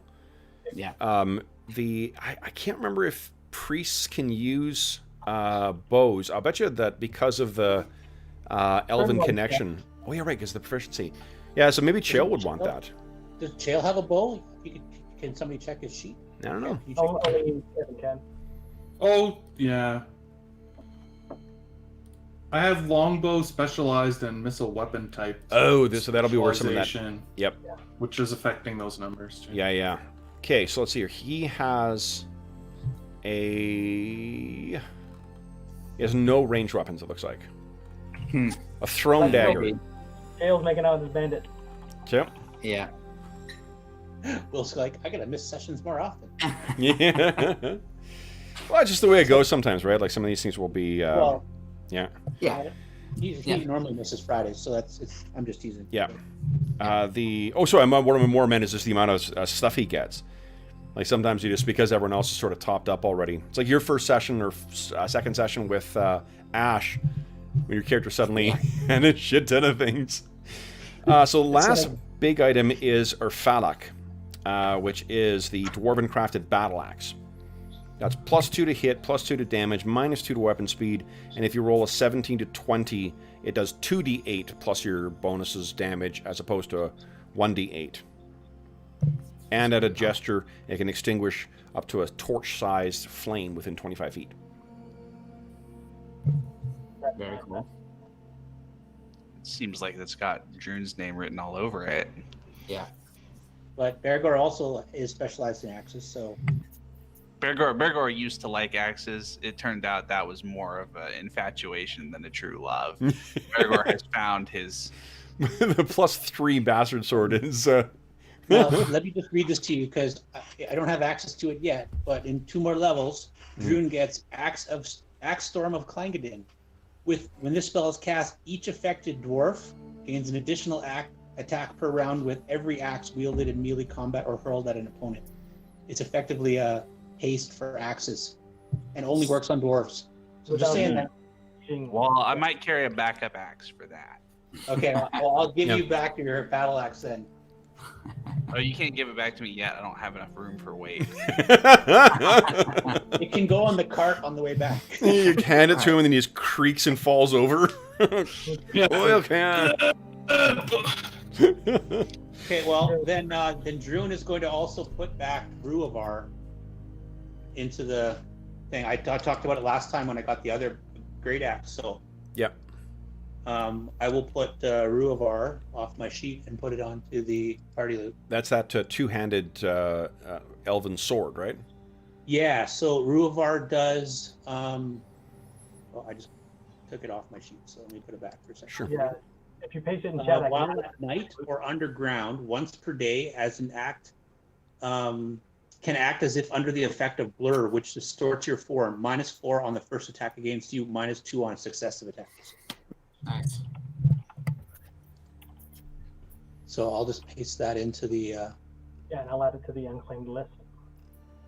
Okay. So then it sounds like our Falak is going to you. And you wouldn't know what would have been smart is if I had thought to write down when I type this up what what it actually means in Dwarvish, but I'm gonna have to look it up again. So I'll do that. Where are you putting the unused stuff? I just post it in the chat, and I'll add it to it so we don't erase stuff. Okay, I'll put it at the bottom of the list then. Okay. Well, if we're both editing it, we might overwrite something the other person did. Okay. So. All right. So pretty good haul then. During this time, I take it, Bergour, that you've been practicing quite heavily with that bastard sword again, too. Practicing with the bastard sword in the morning and then in the evenings. So I also got a non-weapon proficiency, and I already had dwarven runes. So I took artistic ability because I'm going to engrave runic inscriptions all over the bands of my armor. Awesome. Very cool. So actually, you know what you're helping with then, too? You've been press-ganged into helping the priests of the group and the wizards in carving the runes. You, with the help of Druin's stone-shaped spells as well, because he's got a week of third-level spells when he has access to that. They've created like an alcove to store this thing in and have all the runes in there to keep the Orb of Storms from keep it safe, basically, so that the demon within can't go there. So if you're doing that, that's awesome. And maybe some anti-divination runes or something like that to keep it from being detected. Yep. We're going to assume that Carrick is just going to have to come up with a reason for why he's okay with leaving this thing here. We'll leave that to Brent to figure out. Be part of the decision making. Yeah. Brent, if you feel otherwise, go ahead and say something. Yeah. You can just stay here. Nope. I'll give you back Goblin Splitter then, or Goblin Thing. Okay. All right. So then I think that means all of our big items are assigned then, guys. Let's talk about some disposable items then. 7 potions of healing. How do you want to distribute those? I feel like everybody should at least take one, right? 1, 2, 3, 4, 5. So that leaves each of you take one. That would leave 2 left over that are unclaimed. It would be Chael and Carrick, or Elanion. Chael and Elanion? Well, the only three people who are not here are Chael, Carrick, and Elanion. And Rilligo. Yeah. Yep. Wasn't going to count him. I think Rilligo got a somebody have to check his sheet. I'm pretty sure he got a potion last time we divvied up. And yeah. Okay. I think he's so okay. Yeah, everybody here take 1, and we'll have 2 left over. Okay. I think just strategically, we often get separated or surrounded, and we can't. Our companions can't help us out. Yep. So the 4 potions of heroism, those can only be used by warriors, or at least only warriors can benefit from it. So that would be Bergour, Calidor, or Druin. Or Carrick. Or Carrick, yes. Oh, yeah. Do you want us to have 1 go to each of you? Sure. Okay. I'll leave the 1 left in the loot saying for Carrick. Sure. Oh, great. Yeah. Maybe if you could put down Carrick's stuff in there, that would be great. I'm on it. He could probably benefit from a healing potion as well, too, just because he does not have an awful lot of hit points. You know what? I will not take a healing potion then, and you can put the other 3 down for the 3 guys who aren't here. Okay, cool. I have like 6 healing spells a day, so. Okay. Nice. Okay, that's awesome. Next are the 2 oils of immunity. They grant a -4 bonus to AC for 1 turn. I would like one of those. Yeah, I'd say Druin definitely needs one of those. He's not wearing the heavier armors. That's right, actually, yeah, between you guys. Carrick actually could benefit from that as well, too, for frontline. Yeah. Eric and Druin got it. Okay. What's it called? Potion of... Oil of Immunity. Oil of Immunity grants -4 bonus to AC for 10 minutes. That's awesome. Next is the 8 Fangs of Fury. Now, I had a typo in there. It's not hit dice. It's 5 hit points for 1 day. So you break it, and you just have 5 extra hit points. Oh, Hobbs. Go to somebody who doesn't have a lot of hit points, maybe. Yeah. Yeah, I wouldn't mind having one. Okay. Knox. I'd love to have one if it's possible. Who's got the lowest hit points, actually? Maybe that would be... Do you want me to move you over to the camp, guys, so we can just see the tokens? You guys can view each other's tokens then and see where, who's fallen short of hit points. Knox is 14, so 5 would be a huge benefit for him. Carrick does not have a lot either for a fighter. Carrick's got 13. Religo's got 18. Chael's got 22. Elanion's got 23. Druin's got 43. Oh, nice. I mean, I wouldn't mind just having one, or I mean, there's what, 8 of us? Each of us can get one. That's fine with me too. Okay, I'm gonna move Rock Slide. He's in. I don't want one. I think it should go to people who want a little bit of hit points. Extra 5 hit points isn't going to help me a whole lot. Yeah. Okay, well, I'll take Druins and Knox can take Bergours. Okay. Cool. Yeah, that's fantastic. Okay. So everyone's got them assigned? Okay, so Carrick's the only one not here, right? So I'll put one thing of Fury for Carrick. Next is 4 Watchful Herbs. Consume them to see invisible targets for 1 turn, for 10 minutes. I kind of feel like one person would be advantage to have would be Dorman, because if he's scouting ahead for us, yeah, it could be helpful. Or Elanion. Or Elanion, yeah. Yeah. We can do split between him and me. Sure. Okay. So each of you take 2 Watchful Herbs, and then there's a bunch of Divine Scrolls. So those would either go to Druin or to Chael. Wow, we're making off like bandits this time. It's all going to help the rest of us, so I'm very happy about all the stuff that's happening. Mm-hmm. So those are Hold Person, Entangle, 2 Scrolls of Hold Person, 1 of Entangle, 1 of Wyvern Watch, 1 of Heat Metal, 2 of Slow Poison, and 1 of Cure Disease. Druin, can you cast Slow Poison? Did you ever prepare it? Slow Poison, I think, is 2nd level. It's 2nd level. I don't know. I normally carry Cure Potion, Cure spell. It might be useful if somebody gets poisoned and we were at a healing for you to carry it. I don't. I know it's not. I know a spell on a scroll is allowed by anybody who can cast from based on that class, but I will not take a heat metal because I don't get elemental fire and I don't want to. Sure. Yeah. That's great. So if you want to put the heat metal next to Chael, maybe we each split the ones that have 2. Okay. So that means you get 1. You each get 1 Hold Person. You each get 1 Slow Poison. And then there's Entangle, Wyvern Watch, and Cure Disease left. I think Chael's like mostly more of a healer, like minister off out of battle. So Chael, you can use a scroll that is higher than your level, but there's a chance of it failing. And I don't think Chael's going to be level 4, I think, next. So I can cast Cure. Do I get Cure Disease? I'm going to check. Let's see here. Chael is... Yes, I get Cure Disease as a spell. So you will be able to cast it without failing, yeah. Chael's level 3, he'll be level 4. So he can cast Slow Poison? Can you even see Hobbs right now, or is he still spinning? He's Hobbs, still yeah, my camera isn't working, sorry. Oh, okay. No problem. I'm working on it. That is okay. Oh. Welcome, Hobbs. We're just giving up. We did some leveling and giving Entangle up. to Chael. Okay. Wyvern Watch to Druin. You're here just in time to carry loot. Here, heat metal to Chael, Nice. and cure disease to Druin. We also, Hobbs, you can add Aarakocra as a spoken language because you guys just spent 5 weeks living with the Aarakocra.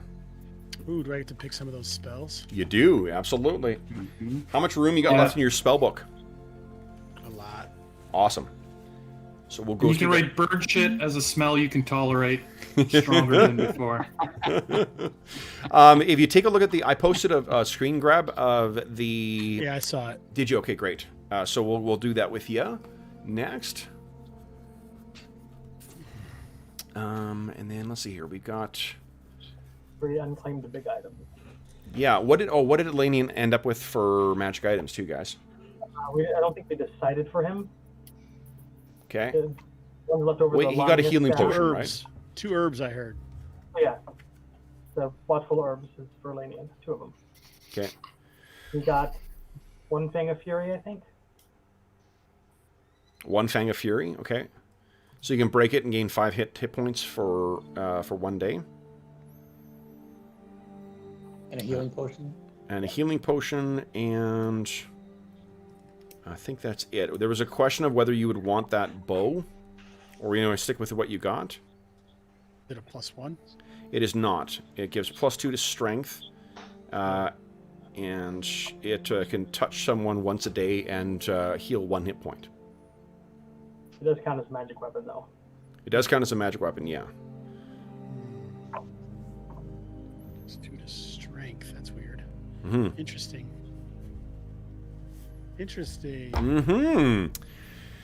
So, you would have then 5 weeks. So you'd have 35 days worth of available time to learn spells from the spell books. And you're forbidden for learning water spells, right? Air, I think. Oh yeah, forbidden from air because you got Shark Bolt. Shark Bolt! The best spell in the world. Until I homebrew Summon Graboid.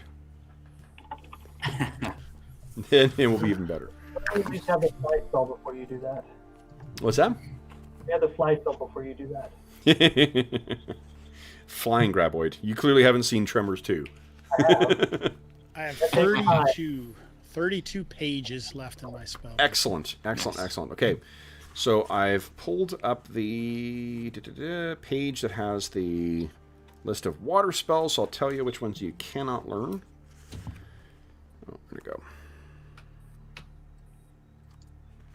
Water spells, here we go. To be honest, most of these you're still going to be able to learn.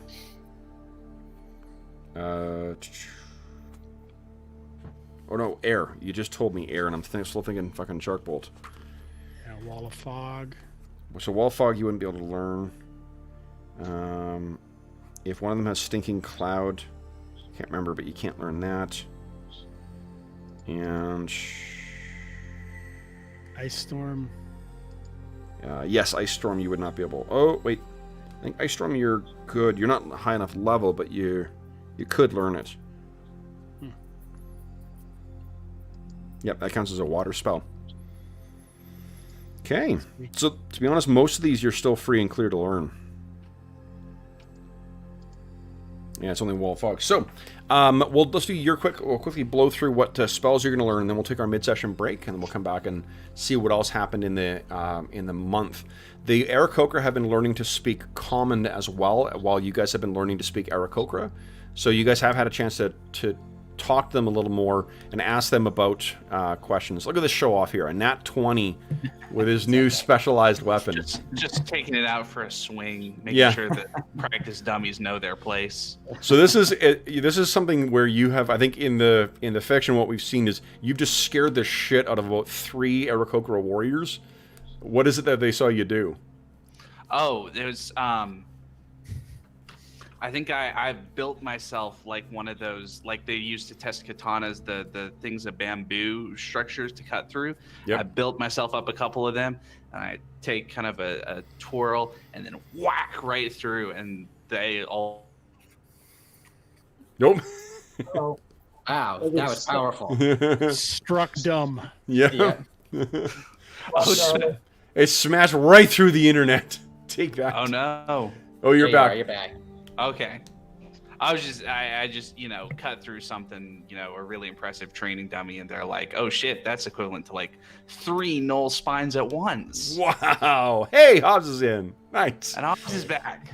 So I think, and with a roll that good too, we'll say that you not only cut through that, you also cut through part of the wall. So like that thing falls down, they're all like, wow. And then part of the wall falls away, and they're like, wow. So you have some fans. And what I told, I already told you, Hobbs, you also know when, if you need to get a replacement character, you may now choose to play an Aarakocra character, because you guys have made allies of the Aarakocras. So what you have 30-something pages left to fill here. What's the first spell you want to try and learn?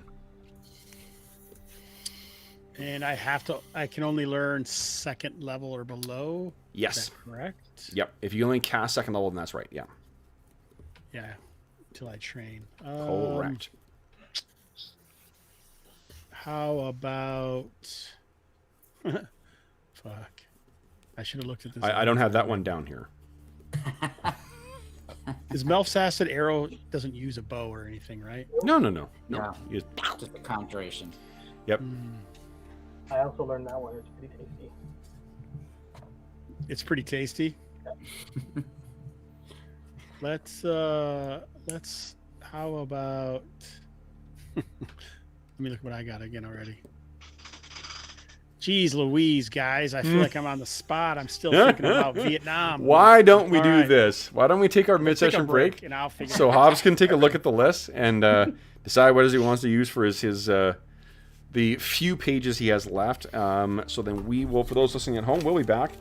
And let's see here. Oh, hey, Corey, thanks. And Brian, howdy. We'll be back in 5 minutes. Cool. Oy. Erg.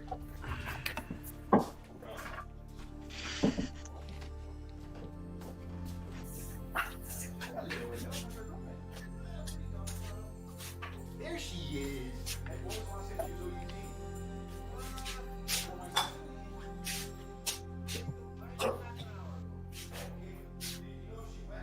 Yes. Oh, awesome. Thank you, bud. Yeah, of course. Thank you. You're getting a little antsy pants. Good girl. She's getting so good about talking, eh? She goes, why are you being as fast? You don't your toy.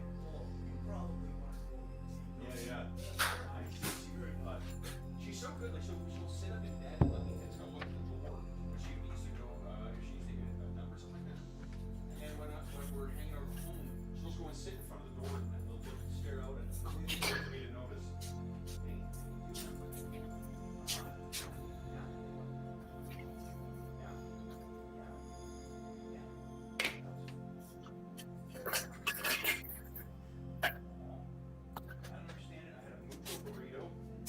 and a small cookie. Starving again. Oh no. Starving Marvin again. What a bunch of bullshit, eh? I know.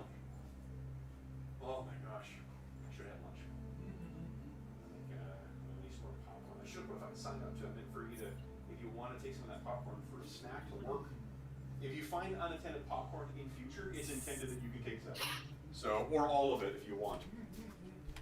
So. How's your evening going? Not too bad.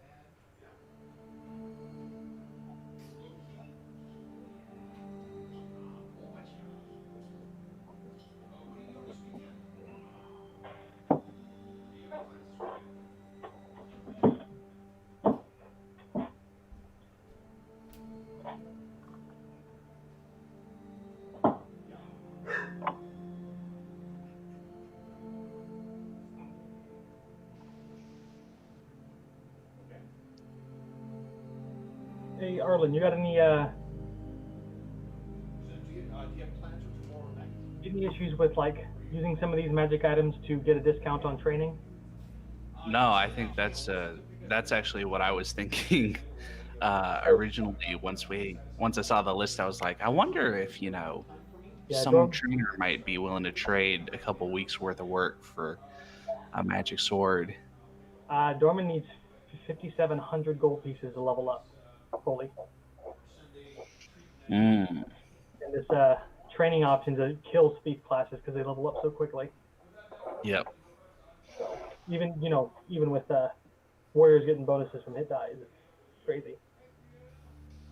Well, I'm after tonight's session, assuming we get any experience points, I'll be ready for another one. Yeah. So I'll be ready for 7. Yeah, so that you can get 7th level and Kevin kicks in that you don't have to pay anymore, just in time for me to train level 60.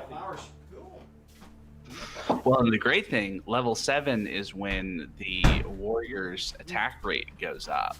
So I'll be at 2-1 with my specialized bastard sword. Nice. So that's 2 attacks, 1 round, 3 attacks on the even rounds. Right? No, 2-2. 2 attacks on 1 round, 2 attacks on the next round, because it goes up to 3-2 base Got plus the bonus for specialization. Cool. No. Well, What's right from the higher attack rate for a higher level fighter? Yeah, a higher level fighter. I'm gonna, once I get ready to train that one, I'll be even more deadly with the blade. Nice. so what Love you're it. doing is I just level up, train thief first, so that while you go out on an adventure to get that extra bit, I could get that 2, and then go train thief and then mage. What are you thinking? Sorry, Arlen was saying he just needs to, go out and adventure a bit to get his next level. Yep. So if I go to that with my thief back to back, with a week between it, then I could just finish up the mage and. So you could do you go back, train your thief, and then Arlen, do the break, and then train again. So that would work fine. So I need somebody who isn't squishy to help me with that. Well, let's see here. Calder needs a break before his next fighter level, and possibly for next thief level. I mean, we're coming up into the winter now, because this extra week you guys are on. Let's see here. If we manage to get my 5th level thief trained before winter sets in, I can spend the whole winter in one town and just finish it up over there. Beat down the guy in the inn who makes all those bad pies, make it my own, and then. If you guys are going to give me the incentive to finish that fucking map for Threshold this weekend, that's how I ended up. I banged out the map for our regional map that we use in about a day, but it was about a 16-hour day. So I'm still well off from finishing the map for Threshold, but I could finish. Oof. I don't think we want to go to Threshold yet, do we? For training, it's certainly the difficulty. You got your trainers you can go to in these small towns, but if you want access to bigger markets and more stuff, more opportunities you're not gonna be able to sell magic items, but that's not to say you can't barter them for stuff. Yep, that's kind of what we were talking about. Ah, okay. My trainers are in Fairmaster, so. Okay, so this means we're on to. Boy, oh boy, 5. It's the 5th of Sunzeb, guys. This is probably the equivalent of late September, early October. It'll be October, I suppose. No, November, because there's only 2 months of winter for some reason. That's odd. Yeah, it's weird. I mean, I'm thinking Canadian winters. Well, it's not 6 months. What are you talking about? I'm thinking Alaskan terms too. I'm like, oh, you mean the 6 months we don't have mud? It's just ice? Yes. All right, Hobbs, have you had a chance to think about what you want to learn? Yep. Okay.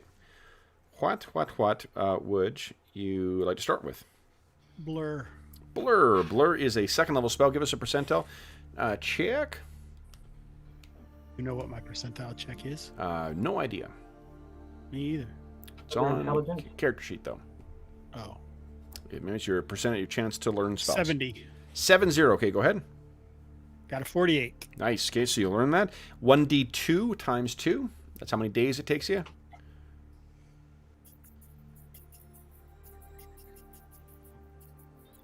Okay, 4 days. And then 1d6 plus 1 is how many pages it takes up.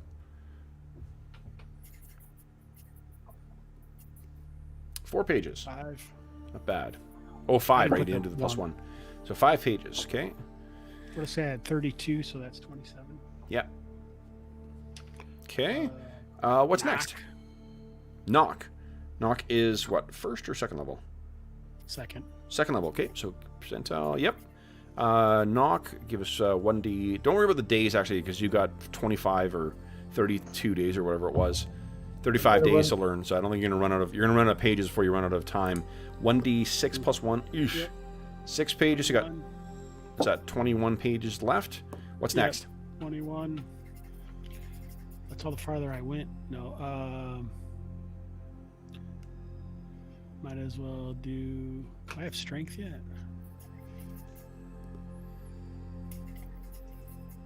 No.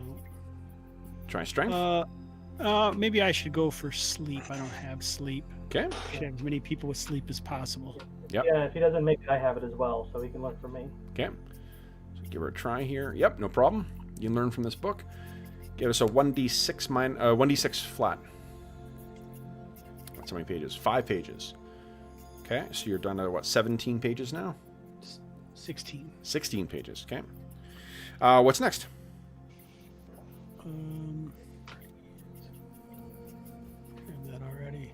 Well, that's I think threshold is your place you're most likely to be able to purchase new spell books. Darkness. Cool. Darkness, thanks. Okay. Go ahead. It's level 2. Yep. Got it. Level 2, so 1d6 plus 1. So 6 more pages. On to 10. What did I say? Blur, knock. I'm going to write these down so I don't get confused. Sure. Yeah, take your time too. We don't need to blow through this any. Make sure your records are right. Darkness. And you see Elanion trying to practice a darkness spell, and every time he does, Knox pops open his little wrap gift. Yeah, continue light on a rock. I did cast light on a rock. Feather fall. Okay. Now our Ooh, nice one. Yep. poor human doesn't Good. need to be lighting So torches. 1d6 flat for pages. Just give him a mining helmet. Just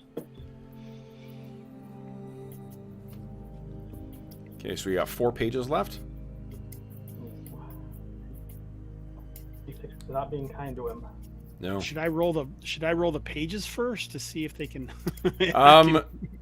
Yeah, let's see. I think it's a matter of like you don't know until you've actually started writing it down, so you may get partway through. It's kind of like taking notes in class and then realizing, fuck, I'm out of paper. Because you can't. It's the act of transcribing it over is it's you transliterating whatever's written into your own way of understanding the formula. It doesn't mean. Here's what it is: if you do successfully roll the spell, though, like whether you lose a day or whatnot doesn't make a big difference. If you do learn the spell, you'll still be able to learn it. You just need to get more pages or need to get a new spell book. So you're not gonna have to make a second roll. What spell are you thinking of trying to learn? Shield, I think. Shield, okay. So let's see if you can learn it from this source. I think that's. I don't think I got it. No. It's a fail. Knox has a copy. Knox has a copy as well too. So let's see if you can learn it from him. Yep, that seemed to make more sense. So it's 1d6. Let's see how many pages. Right up to the end. Love it. All right. So your spellbook is filled now. Fantastic. All right. So do you guys want to tell Elanion what the Aarakocra told him as well too, or told you guys? So far, what they've told us is that there is a human community of some kind that they've seen basically once within the last year or so, that they've then tried to avoid, kind of near the Waldcoat River, ancient human structure. Here, let me bring it over here. So We don't really know much about it, but that's as far as we got when you guys came on. yeah, so it was right. Let me zoom in right around. Yeah, here-ish.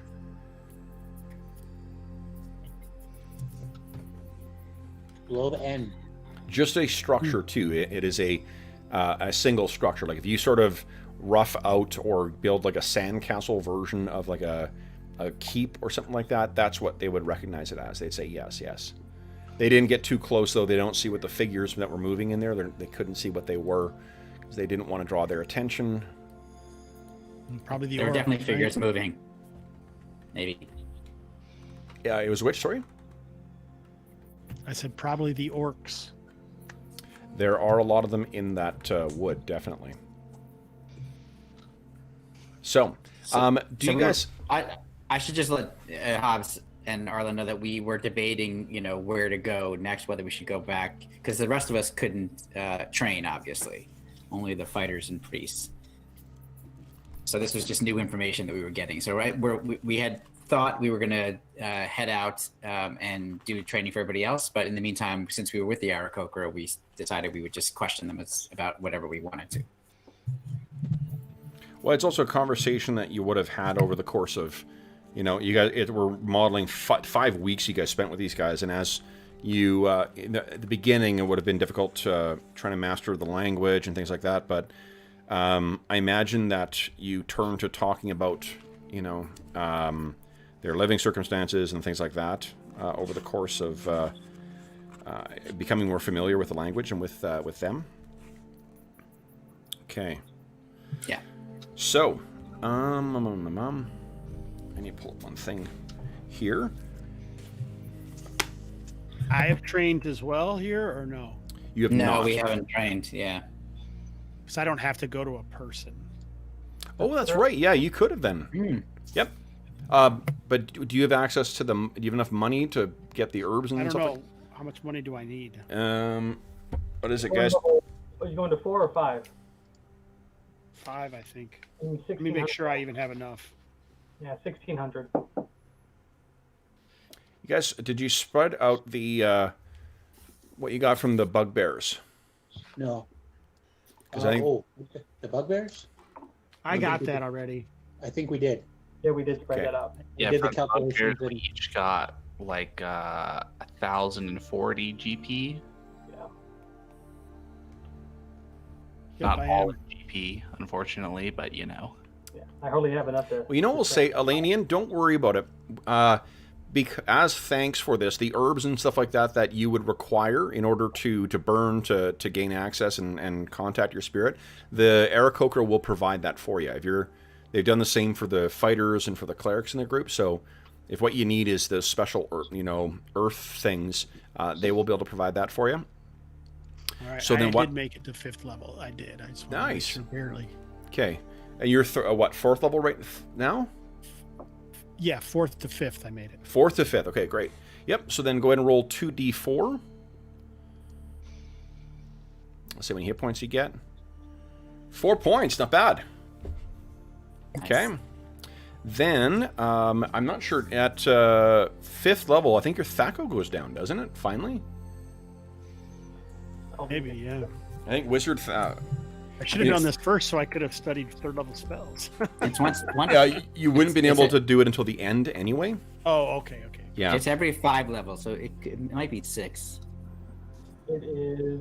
Wizard goes down to 19 at level 4. So actually, your Yeah, Thaco... I already did it. Okay. Nice. Oh, and actually, and for saving throws as well, too. Yeah. Fight warriors, it's on odd levels is when you make the change. So, Jeff, I think you hit 5th, right? Yeah. Yeah, double check your saving throws will have changed. Bergour, Oh. your 6, 56 won't change at all. Druin, you hit level 5 as a priest. Yeah. Okay, so that won't change from 4. Dorman and Knox have not gained levels yet. Elanion. Does Actually, anyone know where that is in the book? In this one, page 101. 101. Okay. awesome. This makes me so happy. George, I'm sending yours out first thing on Monday. Thanks. That's gonna be awesome having everyone. And again, a big thank you to all our viewers and those supporting us on Patreon and anyone who's picked up stuff from the what do you call it? The Redbubble store, because you've helped us. As soon as the post service delivers it, as soon as I get it in the mail, we'll all have the same book we're referencing. Hobbs, you got Yeah, yours, so when I- right? Yeah. Awesome. You're using the old book. No, I haven't got the one from you yet. I'm still looking at my old beat up one. Oh shit! So yeah, yours and Mo's should be, if not, if it didn't come this week, it should be there early next week. All right, man. Thank you. You're welcome. So then, again, not thanking me. Thank there are very generous viewers and patrons, and those, and actually, to be honest, John for buying stuff from the Redbubble store. Thanks, John. Okay, so those changes have been made. Elanion, you also at 5th level. I don't think you gain a new non-weapon proficiency. You got that at level 4. But you do gain access. Anything. You do gain one automatic earth spell, right? Oh yeah, I'm sure. Yeah. So give me a sec here. Yep. Let's see. So I'm looking at the old Wizard Spell Compendium. Here we go. Oh shit! I always forget to open that for this game. Well, I'd say rarely we reference it unless you're actually... Well, I look at my spells all the time in there. Oh, there you go. Well, then I don't know what your excuse is. I don't know how to help you. So you can get Alamir's Fundamental Breakdown, Maximilian's Stony Grasp, or Mordenkainen's Protection from Insects and Arachnids, or Stone Iron. I already have the Stony Grasp. What's Stone Iron? You have Earthen Grasp. You do not have Stony Grasp. Sure. What's the difference? One is stone and one is earth. You want more specifics? You're gonna have to wait until I find that book. Read the damn book. Yeah, where is it? Mordenkainen's on page 8. Okay, here we go. Mordenkainen's protection from avians. Does not like birds or insects or... You got a lot of Mordenkainen spells in here. Yeah, hold on. I think I may have... I don't think it's... I don't think it was... Isn't it usually... Hold on. I thought it was Big B. That had Maximilian's Grasp is what you're thinking of. Not Mordenkainen's the other one.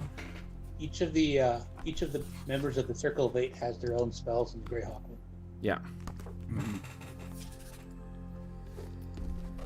Here we go. Nistul's Blazing Beam, I think, is one of them.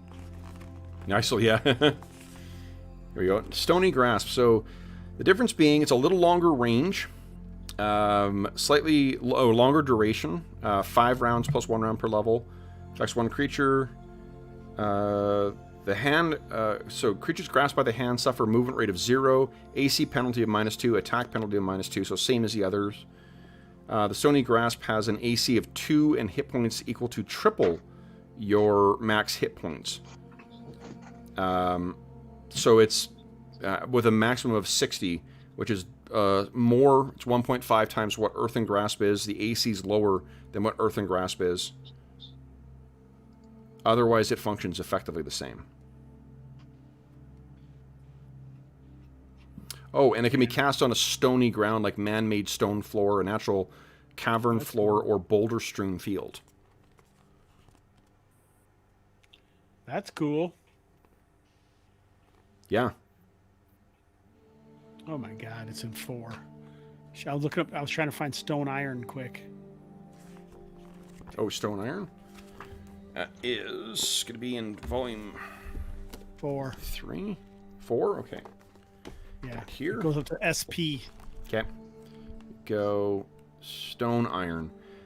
Weaker version of the enchanted weapon spell causes stone weapons to attack and damage as common steel weapons. So when I transport you to Dark Sun, it's going to be super valuable. All these are spells. Yeah. They are not great. I will not lie. I just to not to spoil the next 9 levels of spells, but it mostly involves hands coming up and grabbing people in various ways. They look. Maximilian was on a deadline. He needed to crank out 9 spells. So like, cut the guy some slack here. Oh god. Is there anything in Tome of Magic that we've missed? Tome of Magic stuff is duplicated in this. This is the most current book. You son of a biscuit. I know. I might as well go for the stony grasp. Sounds good. Well, that gives you some versatility then, too, because where you are headed likely is to be full of a lot of stone. So that would be helpful. Do I have to roll to see if I get it? No, you automatically get it. Oh, okay. Yeah. The one you select, you automatically gain. It's only other ones you have to make a roll for. Okay. Then, guys, we were doing what? Oh, is there any other things you wish to ask of the Aarakocra? I don't get an automatic third level spell. That was your third level spell. Stony Grasp. Oh, that is third? Yep. Oh, okay. That is a third level spell. Yes, sir. Oh, I was looking up something here. Can't wait for Knox to get Fireball. I know. I'm doing pretty well. This is my spells. I'm doing pretty well. Yeah, the best way I've found to make a players appreciate a spell is use it on them first. I've had that happen in a different game. Yeah. What's this about a fireball? Is that like that little round one you come shooting out of your hand and rolls around on the ground there? That's right. Because if you're going to be casting fire spells, let me know. I've got some protection I can take. You will be warned. Do not worry. All right, guys. Fire in the hole. So wood. One of you guys give me a percentile roll, please. Weather? First one I see is the one I'll keep. I think the birthday boy should. Yeah, that's true. That's true. Okay. So I okay. think First one was Hobbs Elanion. got a 6. I think that's what we want to go with. Yeah. I agree. Arlen, would you give me a 2d10 roll, please? Sure. We fail our morale check. Yeah. Ooh, interesting. Okay. Too late now, guys. The DM starts going, ooh, it's interesting. We're done. Mm-hmm. Yep. And then Dave's our weatherman. Would you kindly give us a percentile roll, please? Ladies and gentlemen. It's going to be a wet one today, folks. It is a wet one today. So this will be, however, give me a 1d6 roll. Ooh. Okay. And then one more percentile roll from anybody. Okay. All right. Quick on the draw. So what you find is over the last couple of days, the weather temperature has dripped down to 20 degrees Fahrenheit, which is -6 Celsius. The winter is definitely beginning to come in. You guys have had it over the course of the 5 weeks that you've spent with the Aarakocra. You've seen the leaves change and then fall, and it's now you're looking out over a barren, for the most part, forest for the Thornwood. But what you find over the last couple of days leading up to the time of your departure is that there is a very cool and chilly fog that is hung in the air that leaves a bit of a rime on the surface of anything that is outside of the halls of Featherfall. In the month and a bit that you guys have been here, you guys have seen dramatic changes in the what do you call it, the quarters here, and you guys have been around long enough to see the Aarakocra eggs hatch. So you have a whole batch of adorable little, well, actually they're probably quite horrific looking, come to think of it.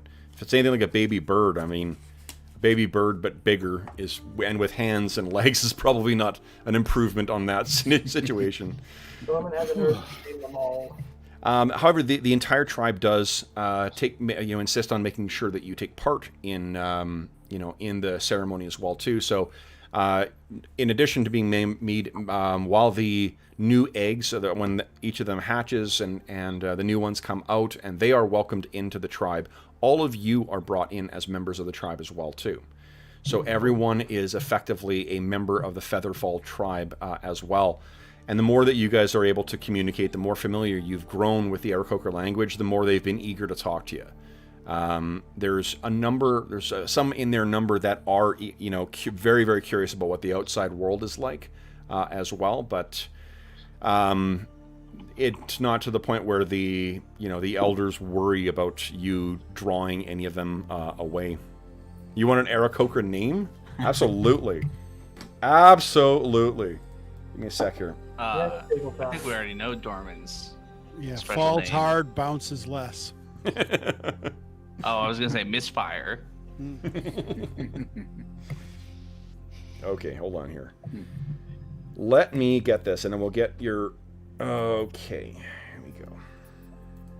We're being inducted into a tribe. We need a tribe name. You do? Absolutely. No, I totally agree. I thought Dorman was almost null takeout. But... I took out a few knolls.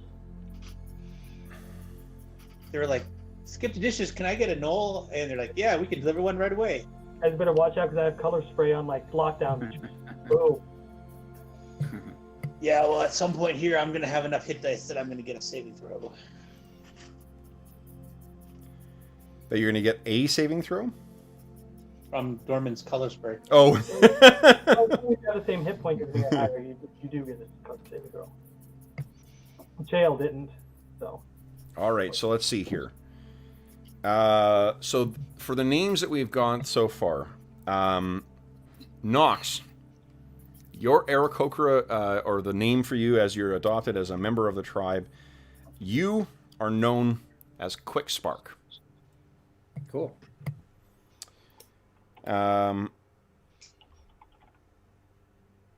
Let's see. Dorman. Dorman, Druin. Druin, you are known as Burned Kind. Burned? Is the amount of time you got burned by the other people? So you are Burned Kind. Bergour.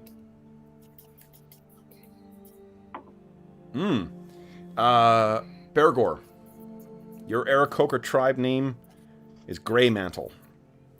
Now, I'll give you a different one, Dave. I'm just kidding. I don't think they actually saw you in-game actually get burned by anyone. Kind of fits. Maybe they just heard the stories. The guys were talking about it. Oh, you know what your name is? Steel Feet. Druin is Steel Feet. Let's see here. Calidor. Steelfoot. Your name is Oakenmantle. And then Dorman and Elanion I have remaining here. Something for the dirt elf. Yeah, for the dirt elf. I think. Good job. So you, Dorman, are called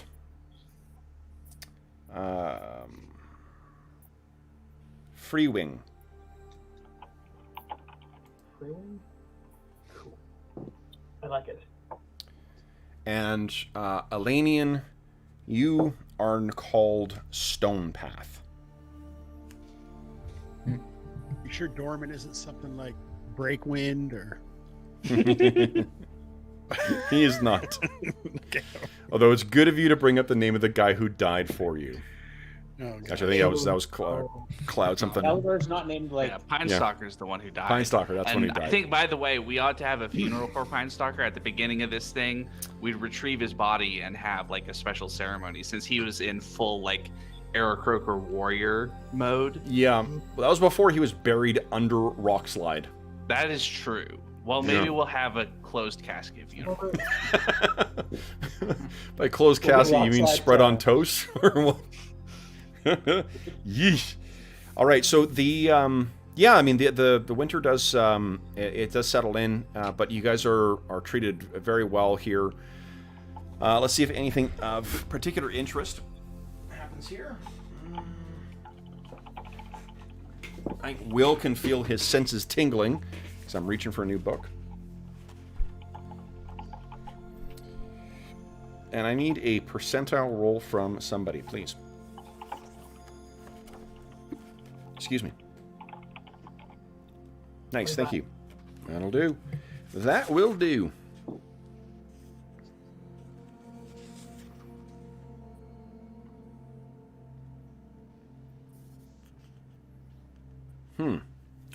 So there is actually a fairly... You know, I described that Kusuk had a bit of a different look to him than the others.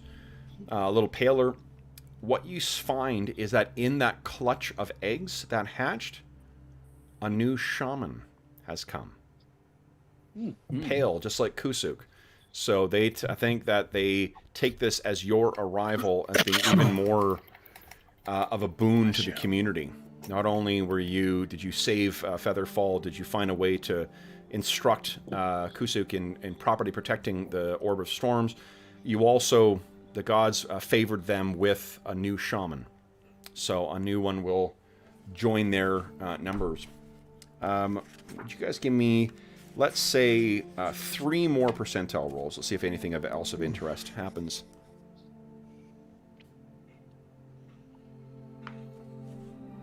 So 59. Okay. 39, nothing. And 1 more, please.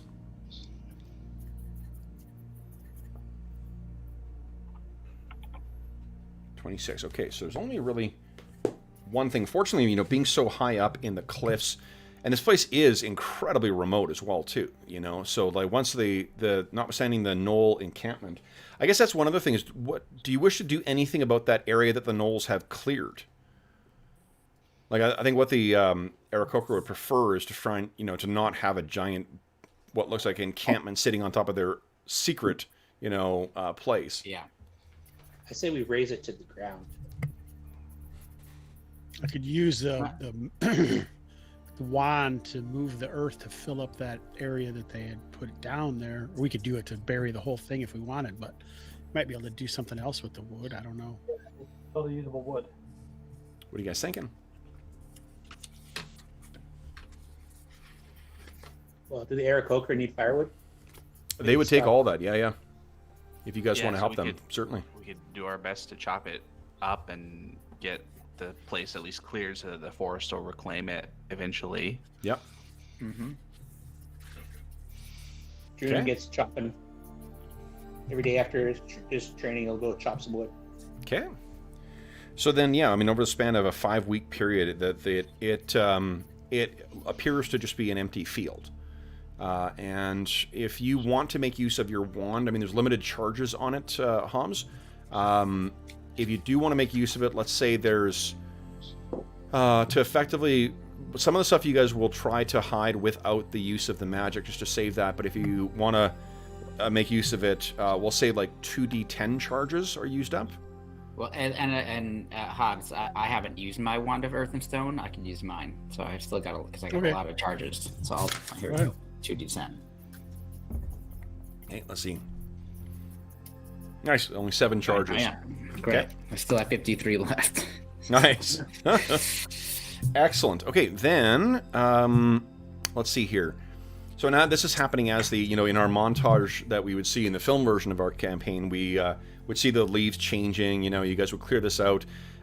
It wouldn't look so different now that the leaves are falling. This wouldn't look so different from the surrounding area. And as soon as the snow falls, really it'd just be one field amongst likely many in the area. What are your plans for getting back? You certainly have had a lot of time to talk about what you want to do and where you want to go when you get back to civilization. Let's take a look at the overland map now that we got everyone recovered.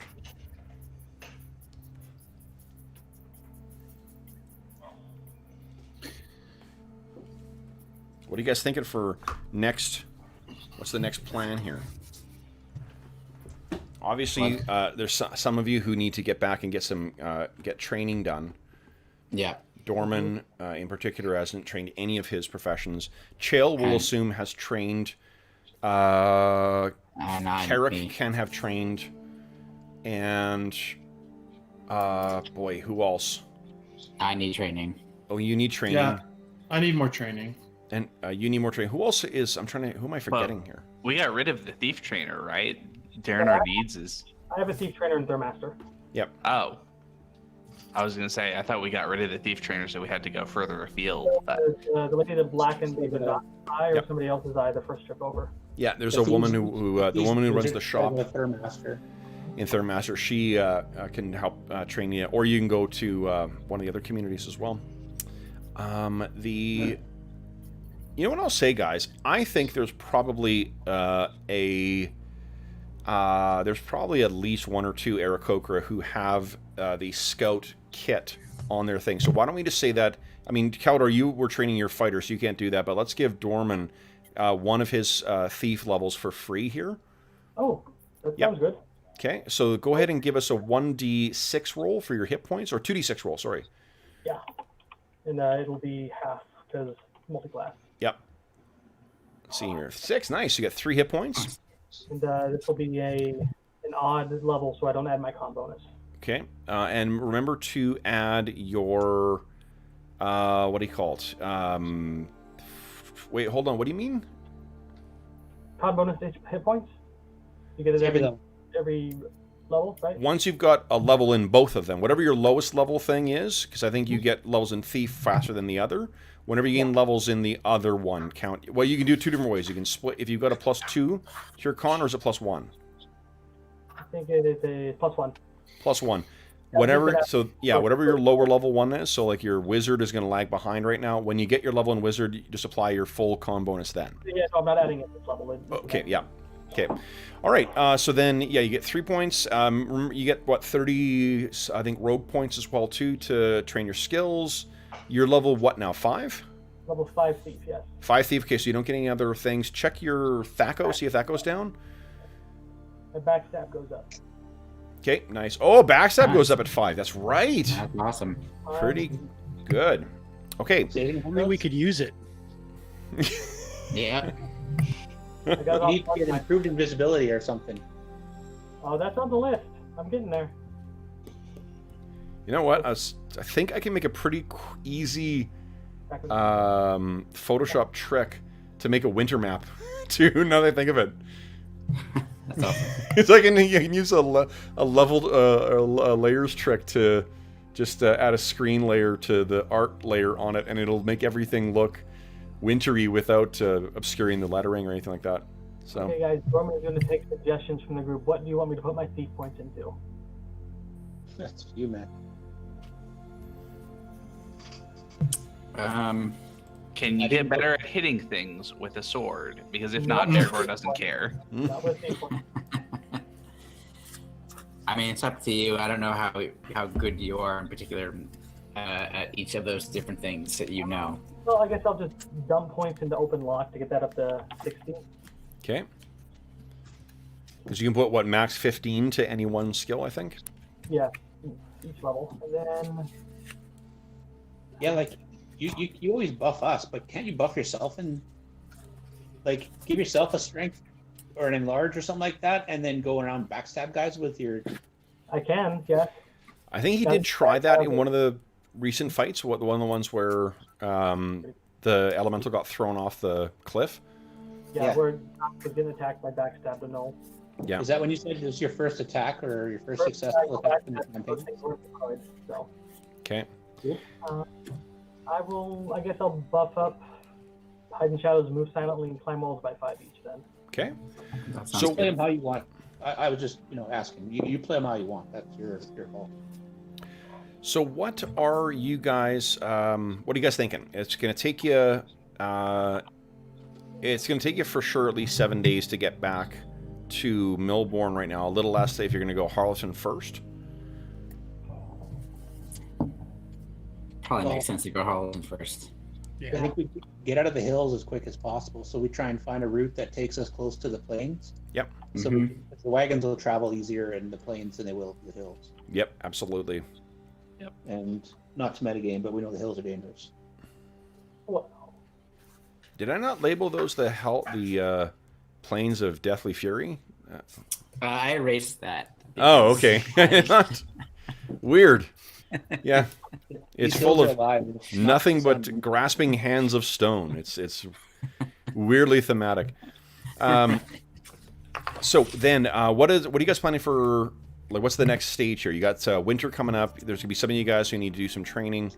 But what do you guys want to do with your winter time? Are you gonna spend spend the time in one of the towns? Are you planning on trying to just chase down other work? What leads do you have right now that you might want to explore? Well, we did take the mission from Lord Carmen to come to the Aarakocra, so we ought to go back to Milbourne and report into him that, yes, there are Aarakocra out here, and we dealt with the Knoll threat and all that sort of stuff. I think wasn't the task more to do with the Knolls than it was the Aarakocra? Because Serene knew about the Aarakocra, but I don't think he cared too much about the Aarakocra. I think he heard about the Knolls and was like, "What is up with that? Go deal with it." We dealt with it. I think the Aarakocra might not want us telling people they're up here. That's probably true. Yeah, Serene will confirm that. And we like them more than we like Lord Carmen. A lot more, yes. Oh, right. You know what? There's one other thing that would have happened during this time as well, too. So Serene's not going to stay during the full 5-week period. But when she says goodbye to you, she does reveal something. So do you have any news that you want her to bring back to town? Is she heading back to Milbourne. Milbourne? Yep. But she also will be able to, she's going to touch base with Geralt, who will be able to send word elsewhere in Ironshire if you want. Just that we're awesome. Do we want to warn the casting people of the region to be extra careful about being accosted? Yeah, seems like some type of spellcasters watch out. Yeah, the bugbears were on casting people. And also, what about the fish juice? Yeah, we should send a symbol of that back to see if. Yeah, don't drink any disgusting smelling fish juice crap. That smell does need to be warned. over the course of the month and a bit that you're there, Caldor. It does actually finally wear off. Oh, and you finally have you continued to have troubling dreams for about 3 weeks after you drank that. You can't remember the particulars of it, which may be merciful, but yeah, it's not until Are they temporarily themed, just for not necessarily that I know, but just for player Jeff to know. For which, what was your question? Sorry. Were the dreams similarly themed to the previous one? I don't think you remember, but you certainly you can remember the voice that spoke in your mind. Okay. Definitely.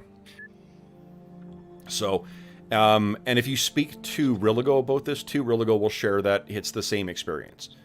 It took him weeks, although with him, the effect of that ghost thing may have disrupted his. Remember, because that ghost creature stole a bunch of his memory. Right. So And then replaced it. Yeah. So bit of a happy that happy coincidence that he didn't have any further dreams of this thing, but the downside is he's got a week and a half of his life he doesn't remember happening. I mean, yeah, to be honest, that's like my undergrad, my grad school. So I was gonna say, if you add that up to all the other, that's he got off light. Oh my God, where does llama come from? Then what she says then is if there is any other word, do you want her to bring back the some of that thing and give word to? Is it to Geralt she's delivering this? Is it to Tauster? Is it to Lord Carmen? Or a combination of them? The town watch that's in town? Yeah. Yeah. I was thinking probably Geralt, and he can decide what to do with the information, because, he's the local, right? So he can decide who best needs to know. Okay. She's definitely comfortable with that. The Rangers, you may have picked up, Geralt may defer publicly to Lord Carmen, but he doesn't work for him. The Rangers are their own organization. Yeah. I'm surprised that he's okay with that. I'm not sure he has a choice in the matter. And also probably the Rangers kind of keep to their own, and don't. You remember when you actually I don't think you guys went to Geralt about the whole problem you had with him. You went to the fighter Yeah, training. we went to Rendemus and to Semheis. Oh, right, the priest as well too. Yeah. Yeah. Okay, so then, what happens then is, so she agrees to bring any of your messages. If you've messages to any individuals, she'll bring them with you as well too. Otherwise, then you walk her to the edge of the cliff, and it's strange that she's not going to. Let's take a quick look at what she looks like as well too, so we can remember. Farewell, Serene. What Serene looks like. She doesn't get any rope out. She doesn't get any. Any Aarakocra to help her down. But what happens is, once she's finished saying her goodbyes to you and secured all of her gear on her, she walks to the edge and then gingerly just steps out and plummets down. And then you see a pure white swan flying up and arcing away. That's an odd coincidence. Bergour, I think that was a. Yeah. No one told me there were swans down there. Normal sized swan or really big swan? Normal sized swan. Cool. Was Kusuk able to heal up her hand after it got injured in the mortal wounds roll, or is she still injured? They were able to, yeah, with some, yeah. And actually, I think, oh no, Dave doesn't have access yet to Cure Serious, and Cure Serious is a 7th level you need to be. Cure Disfigurement. 5th. Yeah, because it's Cure Serious is what you need to be able to get it, and I think that's a 4th level spell. One of the restoration spells do that as well? Restoration, I think, is a higher level spell, in fact. It's either 4th or it's higher. Restoration might be 5th level. Yeah. So then, yeah, so she's head back, and that would have been about maybe like a week or so into your stay here. So then, is there anything else you guys wish to do during this time that you're spending here? Now, where did I put my book? I can listen while I'm looking, too. So. Yeah, there's nothing that I'm aware of that I need to do.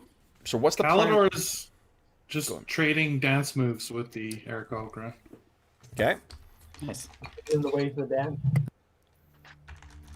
They do have a, well, it's like kind of like it's more like an aerial ballet kind of thing, but you're not really able to engage in that. I can learn some of the steps without being like can't do the flying aspect. But... Well, you could do it once. Yes. I can do that swan trick. So the apart from some some actual animals, you guys see in the 5 weeks that you're out here, you begin to understand why they would have picked this location, because you don't see the sign of any other form of intelligent life in 5 weeks. It is remote. I mean, some of you guys are busy studying spell books or training or disassembling the camp or whatnot, but it is it is a incredibly remote and very serene kind of location. But you definitely are eager to get back and I guess get going. What is the plan for not the immediate next step? I know we're going to get some training done and things like that. What do you guys want to do next? Beyond that. What was that, Dave? I said we go to Eastdale. For what purpose? Bigger place. From there, we can inquire about the adventuring groups that have gone into the Great Rockdale, and maybe Eastdale will know more about it, because that's where it seems to be people are starting their trek from. I'm definitely interested in going to the Great Rockdale myself, so based on things that we discovered, seems like ages ago. Yeah.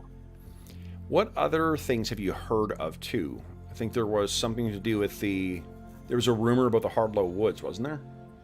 The necromancer. Yeah, so there was a rumor about like an ancient, or I don't know how ancient, but a military force that got cut down in the Hardlow Woods, and there's like weird spirits guarding their treasure. And then there was a whole thing about old Grizzler having maps to like caves in the Blandride Hills that lead into an even larger cave system and an even larger cave system and all that. We haven't even ever been to see Parlfray at all. So, you know, if we want to just go somewhere to hang out, we could go see what his place is like. Yeah, we could go with the Wizards of Thurmaster, and the rest of us could just run over to Palfrey for a little while. There was something. There was an intriguing I was thing. going to say there's a lizard men or giants or something in the Shrieking Mire too. Yeah, that were marks. But there was something else that. Do you remember way back with those orcs? Remember the orcs had weaponry that had a specific marking on it. The skull with the 2 arrows.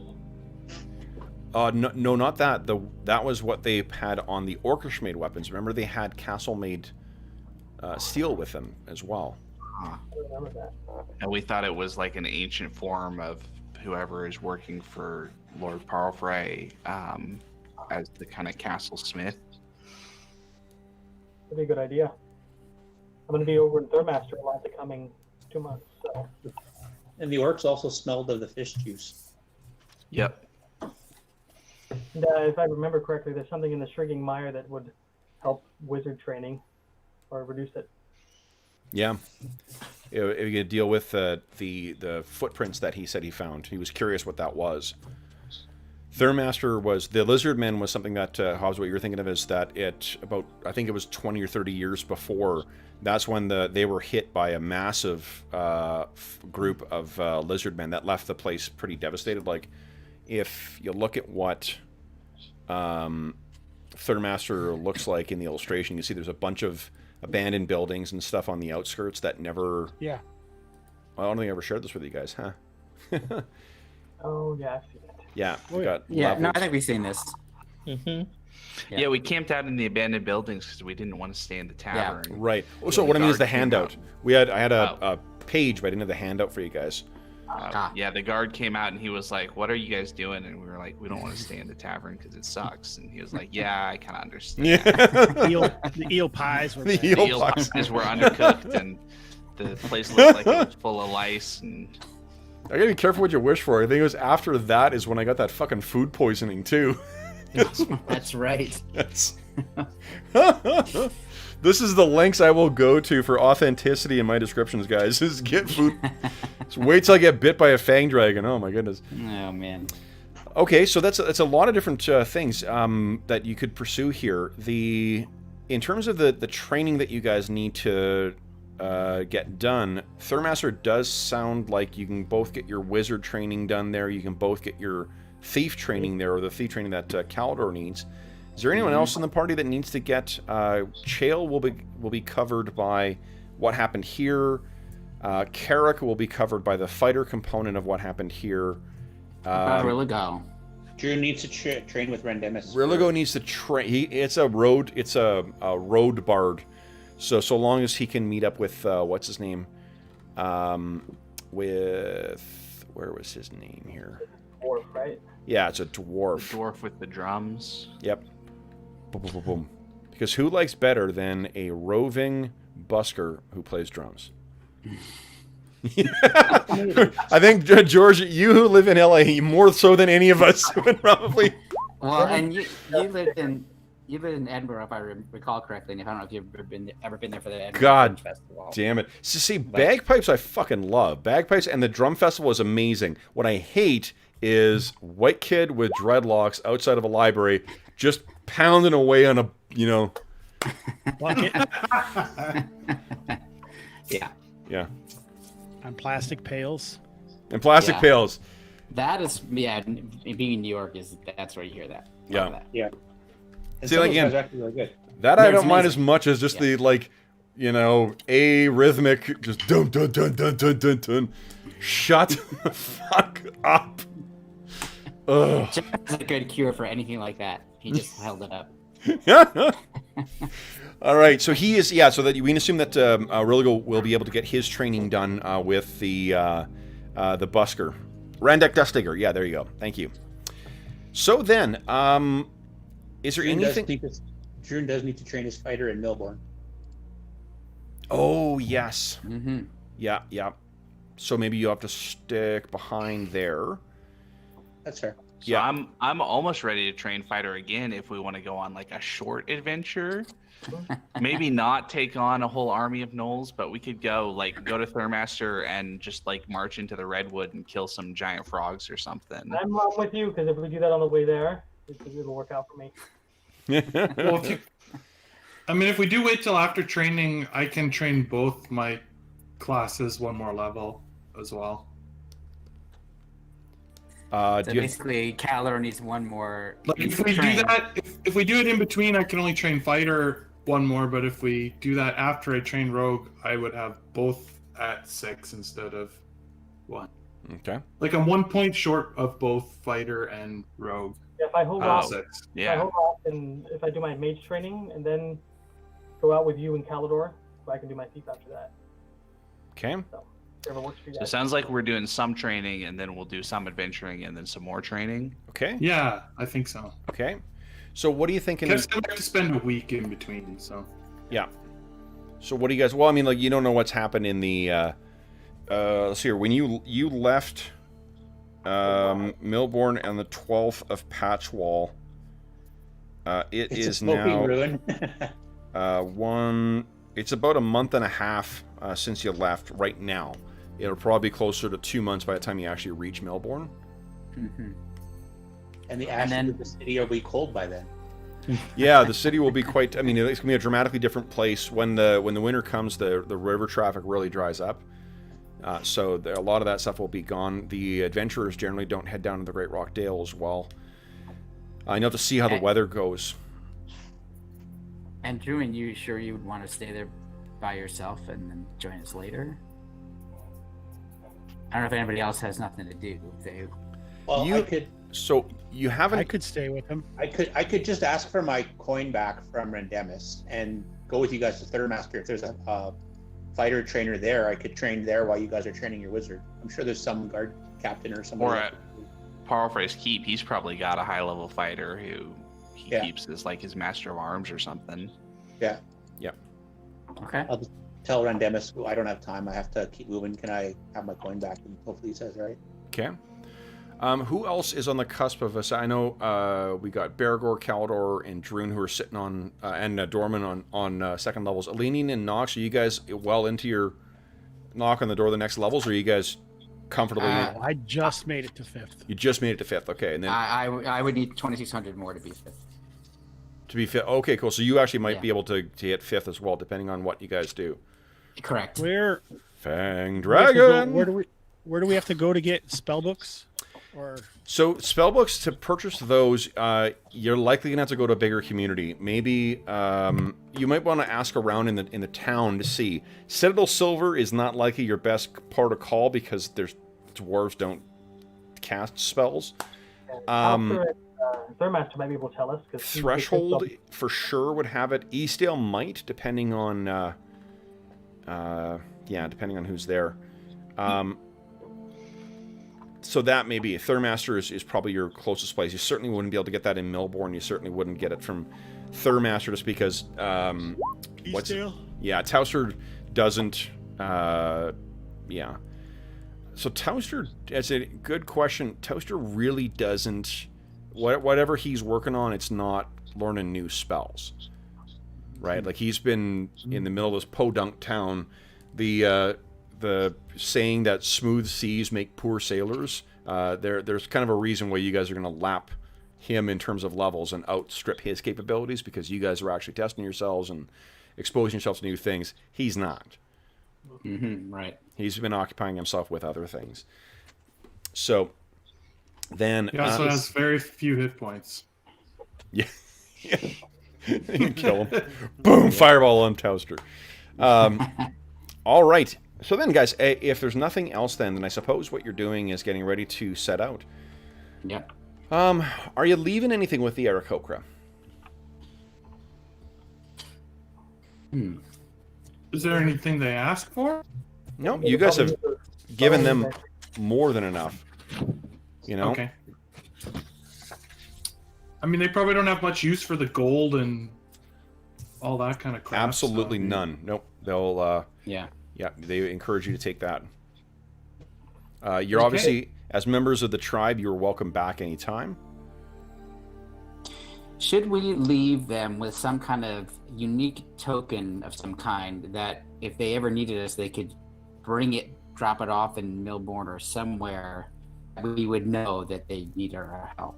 Well, there's those bloody skeleton knuckle things. What's that, Jonathan? Sorry. There's the bones that summon The beckoning bones. Yeah. Oh, we didn't. No, those Strange bird creature shows up in town, summons a horrible-looking skeleton.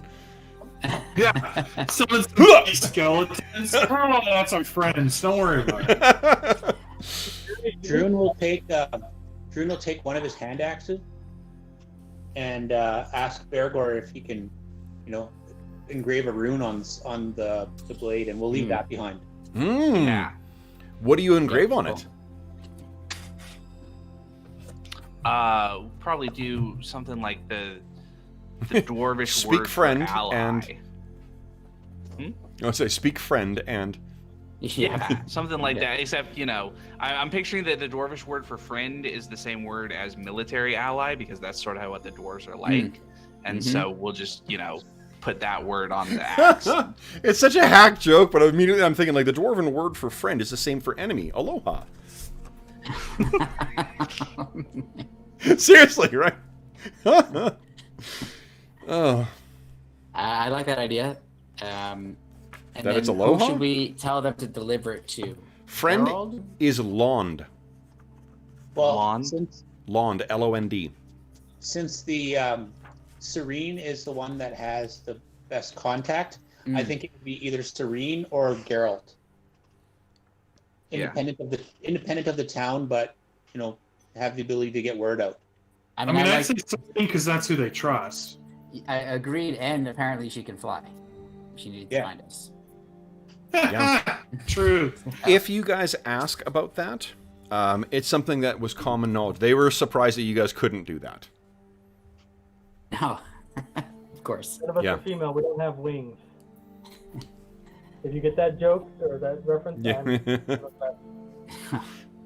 I think I get it.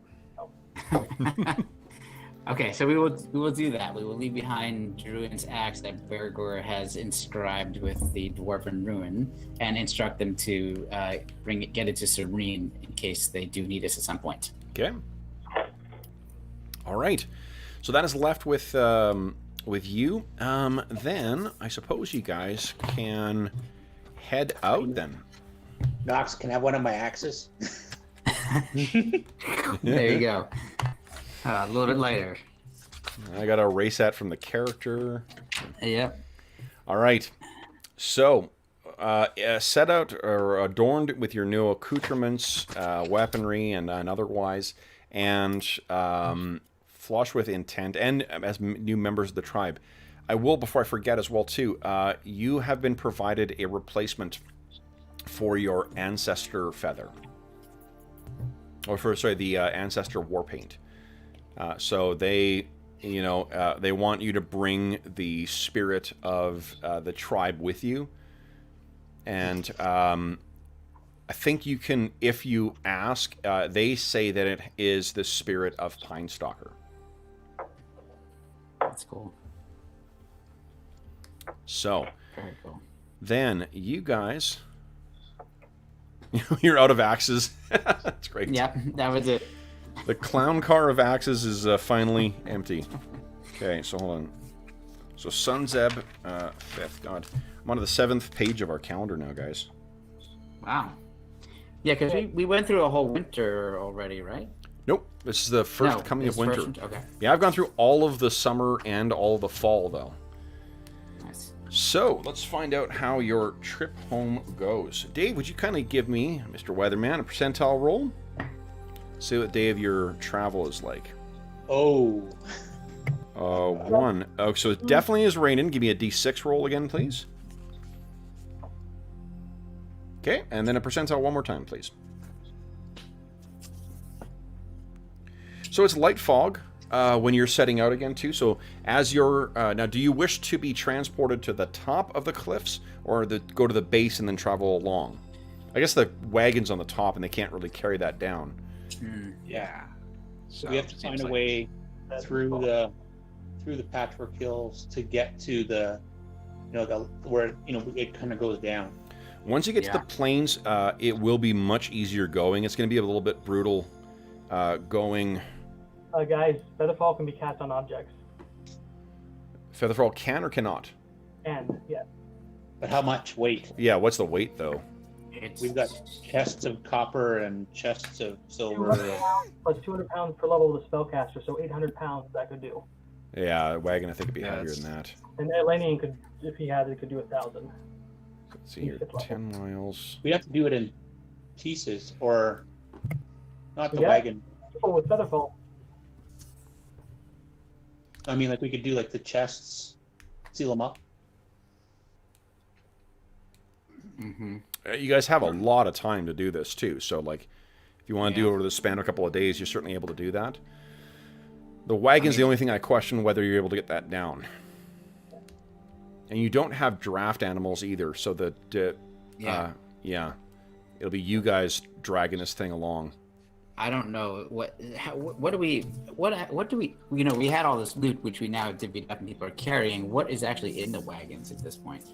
Well, just the coins. We didn't do the coins, the weight of your most recent acquisition. I think because there was a lot of discussion last time about the bugbears loot, and from what I remember, everyone was sort of maxed out after that was distributed, because there were some people who were carrying more coins and some carrying less. I think it was maxed out before it was distributed, basically. Oh, we shit. left them in their in the chests. So I think you're dragging along. Yeah, so I think the wagon has all of our coins and anything that anybody's not carrying in terms of magic items and stuff. Yeah. Seems like maybe what we could do is, because obviously we wouldn't be that close to... Sorry, I love our community. Someone posted an emoji of a llama in Discord. Oh yeah, I got it. Paul. That's Paul. That's fantastic. Hey, Paul. Thanks. Hi, Paul. Thank you. Sorry. Awesome. So what I was thinking is we could have, obviously, to get to like this spot here, we're not that close to human civilization, so we could have like an Aarakocra or two kind of flying over us to, look for the easiest path through the hills to get to the plains, and then once we're at the plains, we can probably make our way just fine. You're members of the tribe. They could, if you want them traveling with you, because they can get back here pretty easily. It's way harder for you guys to travel. You're going to be going about maybe 3.5 miles per day through the hills here, but they're going to be able to get back in the span of less than a day. Yeah. So with them, if you want to it's the sort of it's the opposite of paragliding, I guess, is where they're going to be. You could lash them. They could lash themselves up to this wagon and then try and fly forward to provide extra, drag on it. I just meant to if they were flying above us, that they could see the easiest route through the hills and stuff. Well, you remember my story about the voyageurs from before, about how the reason that there was all short Frenchmen is so that they wouldn't have difficulty all contributing carrying the weight of the canoe together. You guys are a bit of a mixed group here, so figuring out who's going to be actually applying the weight. Guys, enlarge can be reversed and reduced objects. Right, but again, what's the duration of it? Any spell that's not 24 hours, it's not helpful to mention it. Well, I mean, it can help for a decent amount of time. I mean, if we get it stuck and we need to pick it up and move it. I'm just wondering. Are you saying shrink the wagon and then cast Featherfall on it and push it over the cliff? Temporarily would be a good idea. Featherfall, so you would reduce the wagon by 40%. 40%. In size, so I still think it's going to be too heavy to push over the side. We push it over the side and Dorman forgets how to cast the spell. And it smashes. Because enlarge lasts what? It's like a turn per level? 5 rounds per level. Yeah, so that's not helpful for overland travel. So then, if you just want them scouting, they'll do that. But if you want them to help, them on the ground helping to push is not going to be bird bones don't make for a lot of strength, but if they're up and they're able to drag along, their wings will certainly give them more strength than what them on the ground trying to push awkwardly. I think Bergour was just saying they'll scout the path so that we don't take the wagon through a bad spot and get stuck or have to double back. So, but what I was offering is that they would be able, if they want to help, if you want help with pulling it through there, because you guys are all pulling and you're all different heights and such, notwithstanding the handful of minutes that Dorman may be able to enlarge you, it's going to be a difficult slog because we got Knox at one height. We could have a couple of Aarakocra, right? A couple helping us pull and a couple kind of on Overwatch. Yep. You have access to at least the whole. Remember, you had 15 of them who helped you finish off the gnolls that one time. Yeah. Right. So they can. What I'm saying is basically, as long as they can get us to about here, we can make it the rest of the way through the plains. So just fine on our route. Okay. Yeah. So then it is on the top is when we're setting out. The fog hangs down on the other side of the cliff near the bottom, so it is not. It's not obscuring your vision whatsoever. There's a little bit of, and I guess from the view from the top is startling. So standing on the top of the cliff, the icy winds blowing in on you guys. I imagine that you're probably dressed in skins and whatnot. It's -6 Celsius, 20 degrees Fahrenheit. It's not so bad that you need to have giant bear skins and stuff on you, but the Aarakocra provides you with some skins and such to keep yourself warm enough for the trip home. And yeah, one last look out over the snow-filled Thornwood. Maybe set out on your journey. Now, where's my DMG? What would you need that for? Evil! For evil! All right. Be glad I'm not reaching for one of those monstrous companion annuals. I'm trying to figure out how in awe of us all of the woodland creatures are after our great victory. I see. Excellent. Okay, let's see here. Flying snowy owlbear. Where are you? Oh, I thought you were going to put a treasure goblin amidst us so we could just keep hitting it and it'll drop coins. Yeah. That Diablo book is fucking super cool. It's got some really I fun. love that. That looks so fun. Yeah. It's got some great stuff. Well, a bunch of the magic items that, not a bunch, but some of the magic items that we had in this are things that I generated using those rules. Lots of variety. Yeah, it just looks like such a fun system to use. Okay. Let's see here. So then, we are setting out.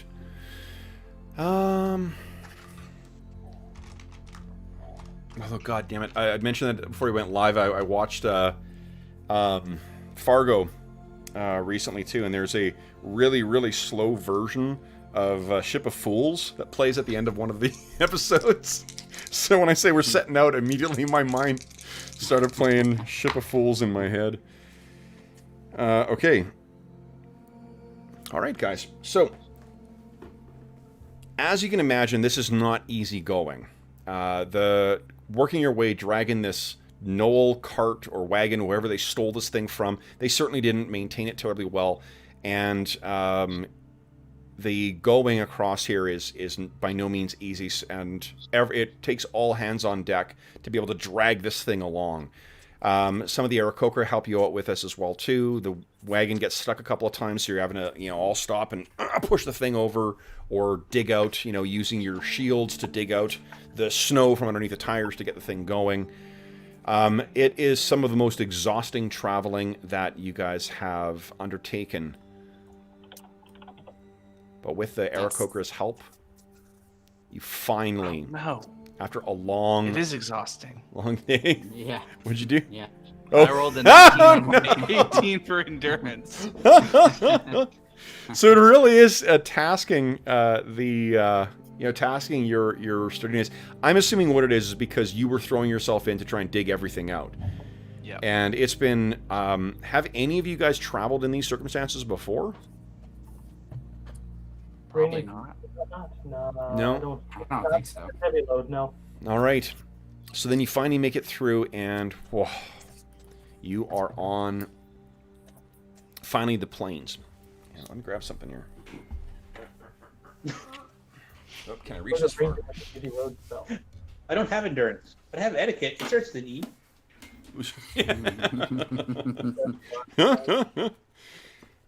I really think you need to make a shirt on the Red Bubble Sarcasm that says, "But I've got hunting." Yeah, I don't have that, but I have. Yeah. Hunting seems to be the one, though. It seems to be the one that people go, "But I've got hunting." Is Hunting. that well? I've had someone in chat reference hunting as well too. So. You're trying to decipher ancient Elven language that no one's read in 4,000 years. Well, I have hunting. Yeah, I have hunting. Pretty sure they hunted then. Yep. That's true. I just remember how sheepish you were after I reacted to that too. You're like, look, man, can I not use hunting? Like, oh, yo, actually, you can.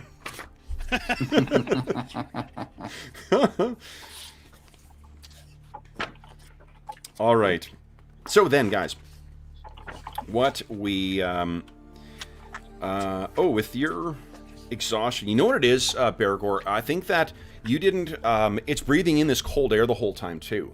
You actually like you're pretty sick in camp afterwards. Your lungs, having not frozen up, but it's you're really really cold. It just drops your core temperature down like you plunge yourself into a lake. So when you finally get to take a rest, and Dorman sets up the campfire, and you're sitting around the thing, you just cannot get yourself warm for hours and hours at this. And you seem to that raspy kind of. Well, and that's nasty. Like your whole throat and everything gets dried out from the cold air, and you feel like you can't. You're not even getting anything from the air you breathe because it's not moist enough. Have you seen Wind River? No. So same guy who wrote Sicario and wrote and directed Hell and High Water, or Hell to High Water. It's got Jeremy Renner and a bunch of other supporting things. It's great. Elizabeth Olsen is in it too. It's super fucking good. And really, like he does such a good job of situating the story in the places where it takes place, like in the actual locations, and highly, highly recommended. But there's that plays into that. The cold plays into that as well too. Yeah, Kevin, the rules on bonding to the magic items, that has to work like over a rest period, right? Which does? Sorry. To attune to the magic items you have have to do it like over a rest period. I'm assuming you guys would have attuned to it by now. I have a magic item that would help with the cold, but I think he has to attune to it first. Well, yeah, and I mean at this point he's already affected. It's the damage that he's had. He'll be fine tomorrow. It's just the tonight. Yeah. He might need some. I'll be all right. I'm tough. Maybe he needs some gnome snuggles. No. Gnome snuggles. Absolutely. Gnome snuggles for Everybody me. form up and do the penguin phalanx. All right. Let's see here.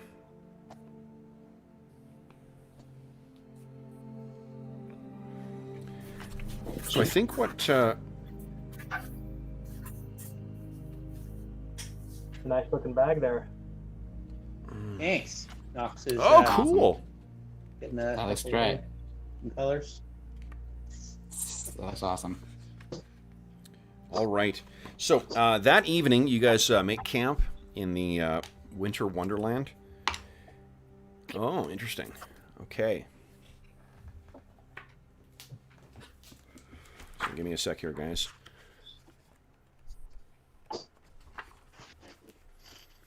So this is your first day back on the road after a month and a half of travel. What's going through everyone's mind here? Last time this happened, Knowles and I almost died, so I'm nervous. Okay. We need some slaves / squires, whatever you want to call them. That's what's going through Galador's mind. Some porters. Porters, helpers, minions. Doesn't matter. They Pack can bring animals. our shit. Yeah. I'd settle for a couple of pack animals who could drag the damn cart. Sure, mules, human, elf, dwarf, whatever you want, buddy. I'll be your Elanion's thoughts are on the Great Rock Dale and Mhm. finding those who fled. Yeah. Okay. Knox is thinking about, visions of fireballs going off in the distance. So it's like sugar plums, but Yes. Oh yeah, exactly. we could do that trick we learned in Ash if somebody has burning hands and burning hands a rock to start, warming ourselves up. yeah. That's true. Although We can just cast Flaming Sphere and we could all stand within 5 feet. yeah.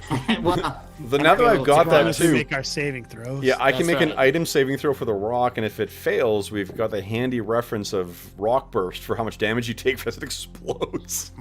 Mm. Let's flash heat this cold rock. Oh shit. Okay. So you guys are. I could start taking Endure Heat or Cold and, somebody gets chilly. Yeah.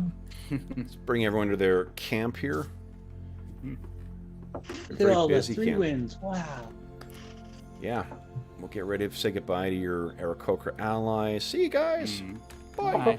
No. Say goodbye to Serene. Sad. Bye, Swan Girl.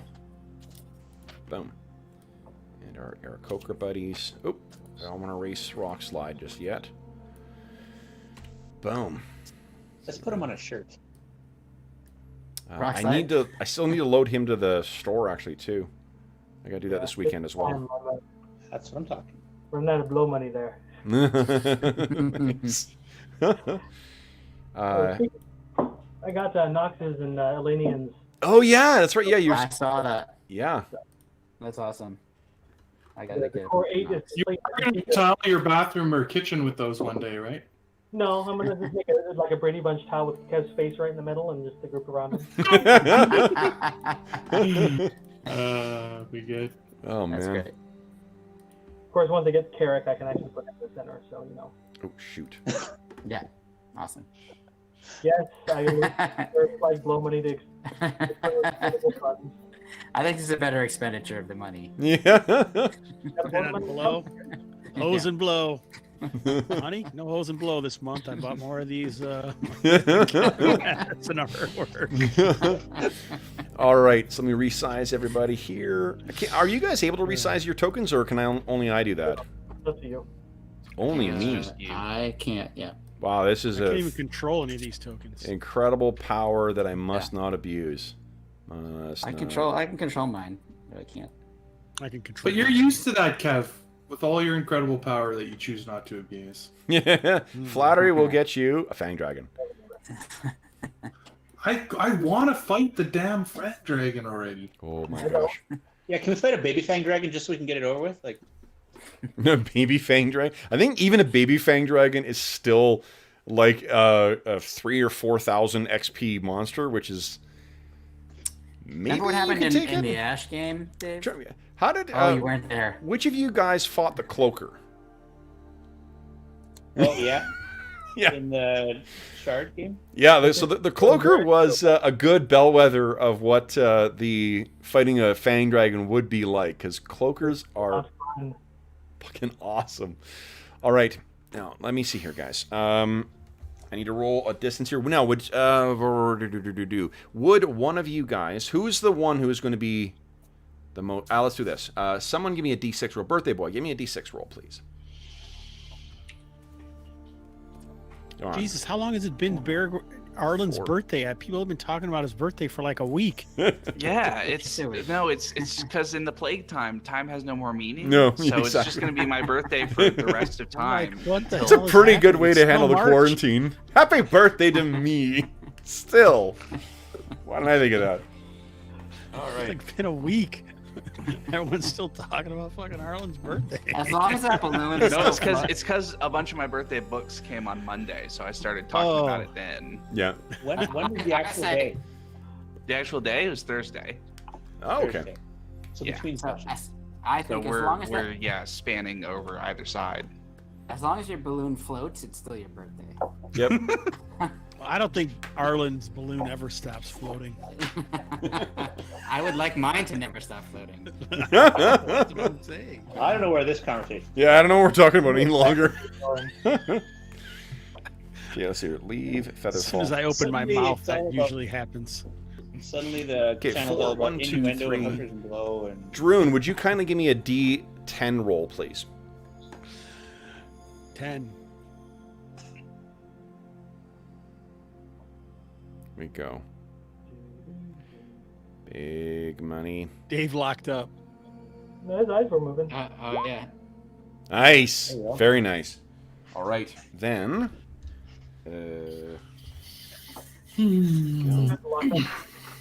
Okay. no. What happened is I lost my job at the internet company and now I got to pay twice as much for half the internet. Jeez. That sucked. For you only access Sucker. half the internet? I didn't know they partitioned it. Well, I'm Dave. I'm being a smartass. It's not. yeah, they give you speeds, Let's see. and your packets get more priority if you have higher speed. Yeah, fair enough. Mm-hmm. Okay. So, all of our heroes are, for the first night away, all sleeping in their tents. Elanion, I'm assuming even you, because it is pretty fucking cold out, it will have dropped down to closer to like 10 degrees, in 10 degrees Fahrenheit in the evening, so it's like minus 10, minus 12. Yeah, Dorman's like clutching his sickle to his chest and sleeping easily in the cold. Did you say his sickle? His sickle, yes. Because there's nothing like a hunk of metal to keep you warm on a cold winter night. It gives him endure cold or something, I'm sure. Oh, there you go. Okay. What I got from the Elven adventure and You should definitely try licking it. Sure, nothing poor will happen there. I can't get stuff. I can't get stuff. This session is so weird. A bunch of tired people who should have quit a half hour ago. So much training going on, Oh and God. It's the first time we're not fighting a million gnolls at a time. yeah. Yeah, all right. Okay, let's see here. Cells can come out again. Ooh, okay. Okay. So, Druin, you are sitting around that camp. I do need to make it give light again. Let's see here. Oops, wrong thing. Yep, okay. And a helpful viewer reminded me that you guys would... Let's see here. Boom, turn that off. Boom. Anyone in the light there would have their dark vision spoiled. So you would only be able to see out to the edge of the actual light. So that's where we are, guys. Is you're sitting around that I'm thing. in Dorman's tent. Oh my God. Yep. Sorry. Go sleep in the dirt, Dirt Elf. He did insist that if you hug his sickle, it'll keep him warm. Oh So- man. Yeah, but he really wants you to lick it. Oh man. No, neither of us can cat bounce. You've been away from Dwarven females for much too long, Bergour. All right. God. So what? Oh boy. Boy is right. Oh boy is right.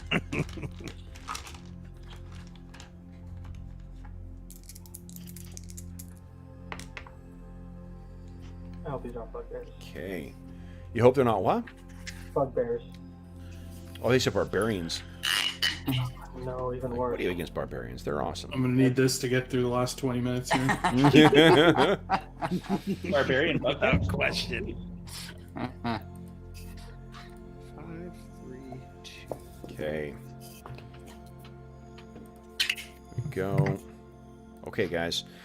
So all of you have drifted off to sleep here. And Druin, it's the first time you're keeping watch. Would you give me, Druin, a D8 roll? Let's see what shift you're on here.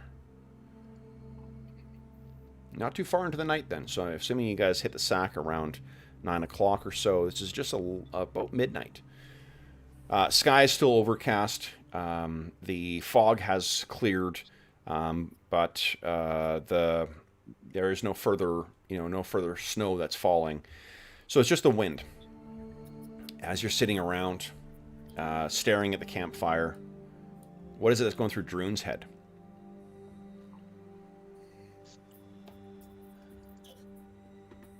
I want to punch Lord Carmen. Jeez. That is understandable. But I'll settle for. What did he do to us? I've forgotten. He took the ring. He took the ring of the water. More importantly, he was a dick about it. That was. Yeah. That is the much more important part. Title to or not, he was a dick. He made it sound like Druin was not trustworthy. Well, look at him. Okay. So you're just, I love it. So you're going back, and the first thing you're thinking of is vengeance. It's definitely a lawful good. Hold on to your grudges. All right, so you're thinking there, and then Druin, what you hear is the sound of the crunch of snow. Fortunately, like there did whatever that the fog did, it left a thin crust on the snow, so it sounds like it's a very audible sound when you hear something kind of crunching, and you can hear something moving from down here. Okay. And you hear a low growl as well too, but it is low in the sense that it is fairly quiet, but it's large.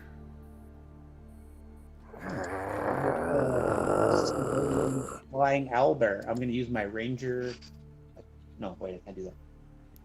What are you doing? So going to draw weapons and investigate. Let me see. Okay, so you draw your weapons. Let me see. I'm just going to see. A hand axe in right hand and a battle axe in the other. No, hey, you guys. That's all I want here. Let's see here. Ooh. So you carefully take up, and then Druin, you hear growling again. Now from in this direction.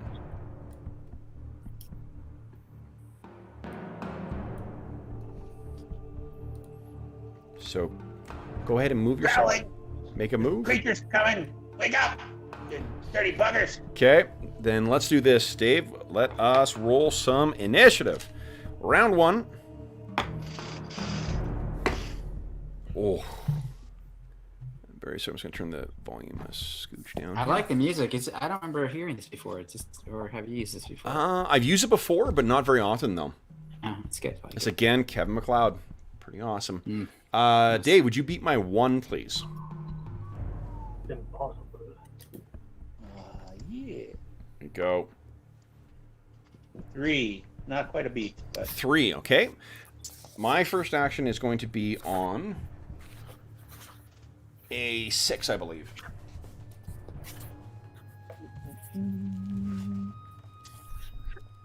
said I pulled a hand axe, so I'm gonna. You've drawn your hand axe. You did that in the narrative beforehand. Yeah. So I must have closed my character sheet. Okay. Yeah, there it is. I assume the rest of us are just waking up. So, no initiative. Yeah, what I'll do is I think Druin said he was going to turn and shout. So I'll get each of you guys to roll for surprise and see if you can be up and going next round, or you're just kind of like, what's going on? Okay. I'm on a 7, not a 6.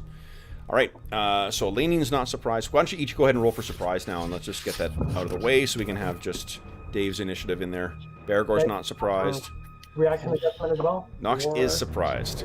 Yeah. Does it use a reaction adjustment? Reaction does not count here, no, because you're waking up from sleep. Okay. Yeah. Dorman's not surprised, though. Not even in the least. Nice. Let's see, who am I missing? Caldor, I don't have your surprise roll. Oh, I do. 4. Yeah, never mind. Ignore me. Ignore me. Okay, Druin's on a 7, so are they. So, Druin, you're acting simultaneously. What do you do? Druin is waiting for something to come into view, and he's going to throw a hand axe. Okay. So. Unless it's a white swan. Oof, but oof. Alrighty, so then. I'm going to chastise her for growling at me. What this thing does is you see racing out of the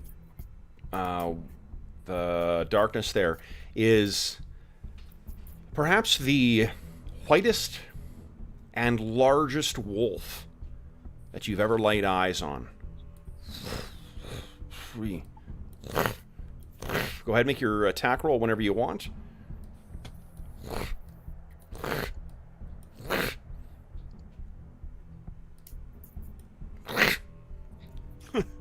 And as it runs in, Druin, are you making an attack here? Are you throwing your hand axe, or are you... Yeah. Okay, go ahead and make your attack roll. It's going to get to there before it does an action. Nice, yep. Is it a large creature? It is a large creature. Yeah. Okay. You say damn? Some of them do less on large. Oh, right, like daggers and hand do axes. less Shit. damage on a large creature. Their blades shrink or something. You need to learn how to throw hand or battle axes. Only in the cold. That's a spirit there, Hobbs. Yeah, but the hand axe allows me to throw a missile weapon, and then I can draw my battle axe in the next round as part of my action because I'm a fighter. 10. I was going to say the hand axe don't have Okay. the penetrative power to get through thick skin. All right, so you hurl that thing at it. It does sink into it. But as you go in, what you notice, as this thing charges in closer, what you realize is there is a stream of... First you think it's just its breath coming behind it. But you realize that it is some kind of ice fog that streams from this thing's maw as it runs in. And its eyes are covered with a thin sheen of ice.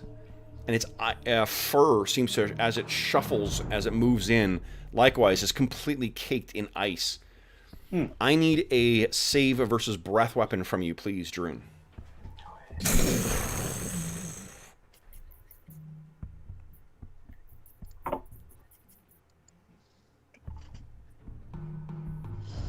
No. So you sort of... 6 astonishing fortune. Yes, that's right. You guys have a ton of astonishing fortune right now.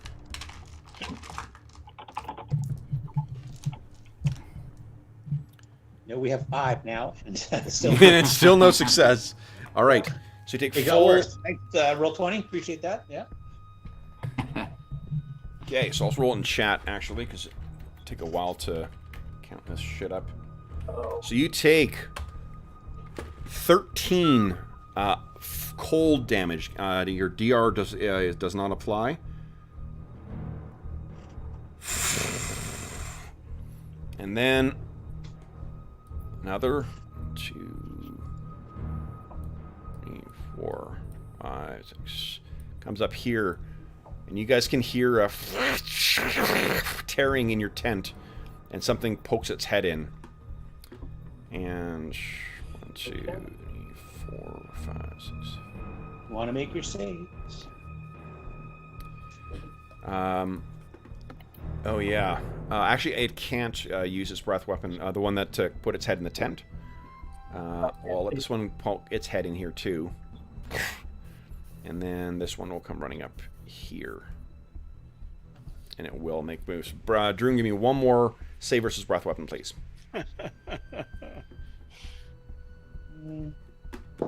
Okay. Oh, journey. You want astonishing fortune that? The other guys might need some points. Okay, then Druin, you take 13 points of cold damage. DR ignored. All right, then guys, that is the end of the round. It sounds like everyone else was alerted to this, so next round you'll be able to start taking actions. Except for me. Except for me. Oh, did you fail, Knox? I got a 3. Oh, shit. Yeah. Yeah. What's going on? Yeah. Mom? Hey, Kevin, since me and Elanion are in the tent, can we actually see what's going on? You and Elaine. I think you can see there's an enormous form that's in there. The ambient temperature in the thing drops down, and the tent drops down, and both of you have dark vision, don't you? Yeah, I just don't have vision on my end to see. You don't have vision on your end? What'd you do? Think hard. In your eyes. Think really hard. No, you got sight. You should have vision. Probably not putting off light that I can see then. No, there's light coming from the. Oh, let me see what your token sees here. Well, yeah, I mean, I can. Oh, you're in the darkness. Let's see here. I'll give you dark vision. 1 second here. That is pretty awesome, though. What's your dark vision? 60 feet? Infravision is 60. Yeah. 60. Okay. Oops. Gnome should only have 30. There you go. Okay. Oh, you didn't see that before. That's terrific. Great surprise. Yeah. I was wondering why you were reacting so calmly. Okay, so then, guys, Dave, we thank you for your initiative service. We'll pass over to John. Guys, we're on round 2. Let's make with this round. John, beat my 7, please. Beat it. There you go. So I'm acting Nice. on a 13, guys. Was last round just getting up and getting our weapons, or is that this round? No, last round was waking up and being able to All right. react. So Knox All is right. surprised this round. Then this round you can actually act. All right. And what speed is pick up our weapons? Whatever the speed of your weapon is, that's picking up and getting it ready to fight. So, Okay. yeah. Excellent. Okay. So then, first up, we've got Elanion and Dorman Kettleborn. What are you guys doing? Go ahead, Dorman.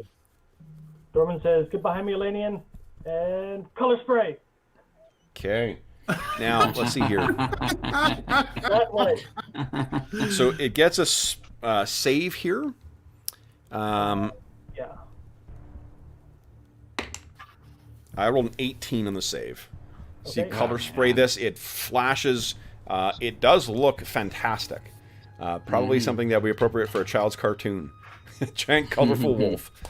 But unfortunately, no effect on it. Was it like a disco ball or what? Yeah, with his cape as well, too.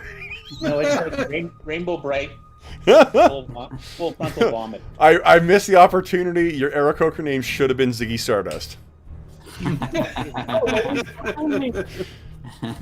Elanion, you're moving over? Ladies dances past Dorman and burning hands. Burning hands, nice. Ooh, on an ice creature. Okay, very cool. Go ahead. So I get. Go ahead and roll damage. I'll make the save. I forgot what it was roll already. Is it 6. I D3 failed my times save. 2 per level? I can't remember offhand. It's different in this game than it is in like 5e or the Pathfinder. Burning Hand is- Isn't it like 1d6 plus your certain number of levels? 1d3 plus 2 per level. Plus 2 per level. There you go. So it's 10, 1d3 plus times. Oh yeah, that's for sure going to set your tent on fire. Survival is more important than a tent, I think. 3. 13 So points. 13 points. But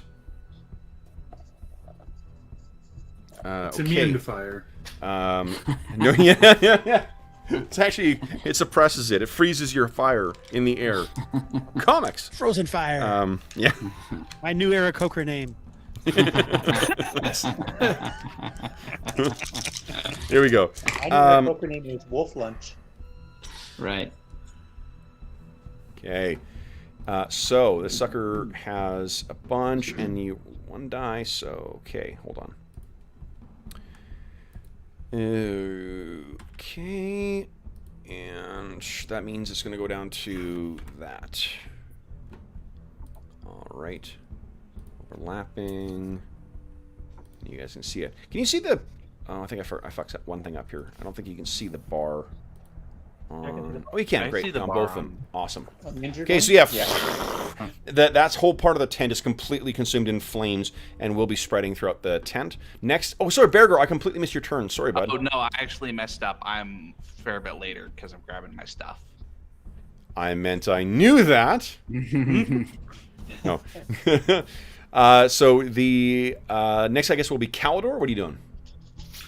Calidor zips up his pants, he yawns, he grabs his shield, and he grabs Athelial, his longsword. So and says, he can't do all of those. Oh, what? You can't pick up 2 weapons? Remember, You can pick retrieving up something one per turn? retrieving something from the ground and readying it is an action. Oh, okay. Drawing something from drawing a readied weapon, that is what is you can do for free. Grabbing it from a scabbard or something like that. Ah, okay. Yeah. Sure. Well, he picks up his shield, I guess. Isn't the sword the thing that does more damage? Yeah, but I don't want to die. Against hounds? No? No, he picks up his shield and picks up his sword next turn. All right, so you grab your shield, and yeah, you got your shield, and you've stood up now. And you're safely zipped. Then it is You have a zipper? Druin I didn't get Axebrother. a zipper. But that's an anachronism. I don't think that's a zipper. This is where I draw the line. Zipping your pants is a free Talking action. bird We all people. know Draw the that. line at zippers. You No got a problem wooden with talking toggle, bird maybe? people. All right, so Druin, your turn. What are you doing? Druin is going to hit the one that's wounded. Yep. Dunk. Boom. Ooh. From that Uh-oh. point, man, Seven. That's actually a miss. sent it. Really? You want Astonishing Fortune that or not? Yeah. Yeah, I will. Okay. Come on, new axe. Let's go, new axe. You got it. You got it. Go, go, go. New Classic. axe is warming up. Okay. We're at So you're swinging. You're just chilled to the bone. I think that is the problem.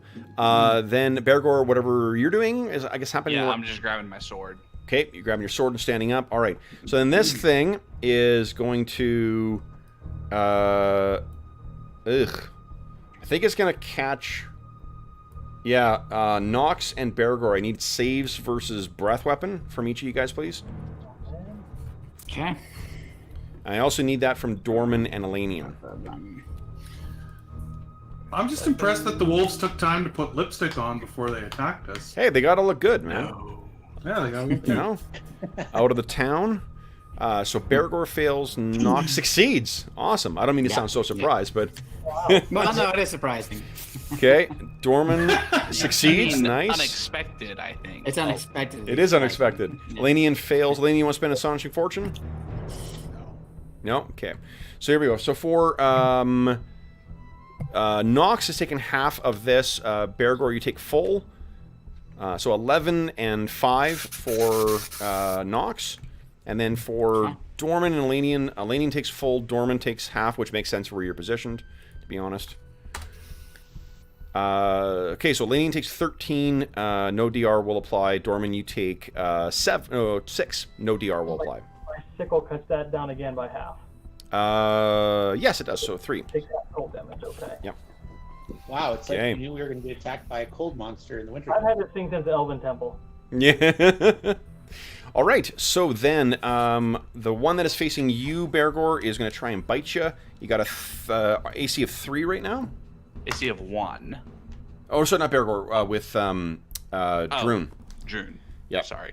57 episodes, and I think I'd get it right now. No. Dwarves all the same. Okay, so that is a hit then on you. And you Yeah, I have take AC 4 right now. AC 4. Okay, so that's for sure a hit. You take 4 points of damage. Full DR will apply. And the other one's going to come in and try and Really actually... needs better armor. Wow, they're flanking you. That is also a hit. And you take 4 points of damage again. Full DR will apply. Alrighty, and that is the end of the round, guys. We're on round 3. All right. We'll do this last round, and then we're going to call it a session. You guys, let's get all the things. Everyone's ready to act this turn. Let's get all the big spells off. Try and drive these suckers off. Earn yourself some XP. And then, yeah. But first, we need to win initiative. So, John, you won initiative last time. John, this time beat my 4. Damn. No! No. I'm on a 10, guys. So is the tent like off of us? The end of where the wolf is burning currently. So is the darkness shining through in starlight? There is not. If you step out, if you step closer to the wolf, probably. Otherwise, it would still be like cave. You could kick one of the. I mean, I think if you stride one forward, you'll be in the burning tent. So then that would be close enough to being close to outside. Okay. Although you might take some fire damage. Okay, so I'm on. Actually, I got one thing acting on a 4, and this thing is going to act that with that tent burning. It's going to get the fuck out of here. because that hurts it quite a bit. It runs back over here, trying to figure out what it's going to do. Then I have mine acting on 10. Dorman and Elanion, you guys are acting simultaneously with the wolves. What are you guys doing? Dorman's stepping closer over here and peeking his head out, looking for somebody to enlarge, and he sees Druin, and he goes, "This has a range of 5 yards per level. I forgot." So hold on. It's in winter time. Okay. The tent is sealed. Your action is to open the tent and then stick your head out. Okay. Yeah, just because like you would have had to seal these things against winds and whatnot. Okay. So I spent my turn opening the tent. Okay. Then what about Elanion? What are you doing? Elanion will leap through the flaming tent to get out. Yep. Look around. See this unwounded one behind Dorman and touch the ground, and 3 blasts of blast out on nice. him. Go ahead and roll damage. Roll on hit points.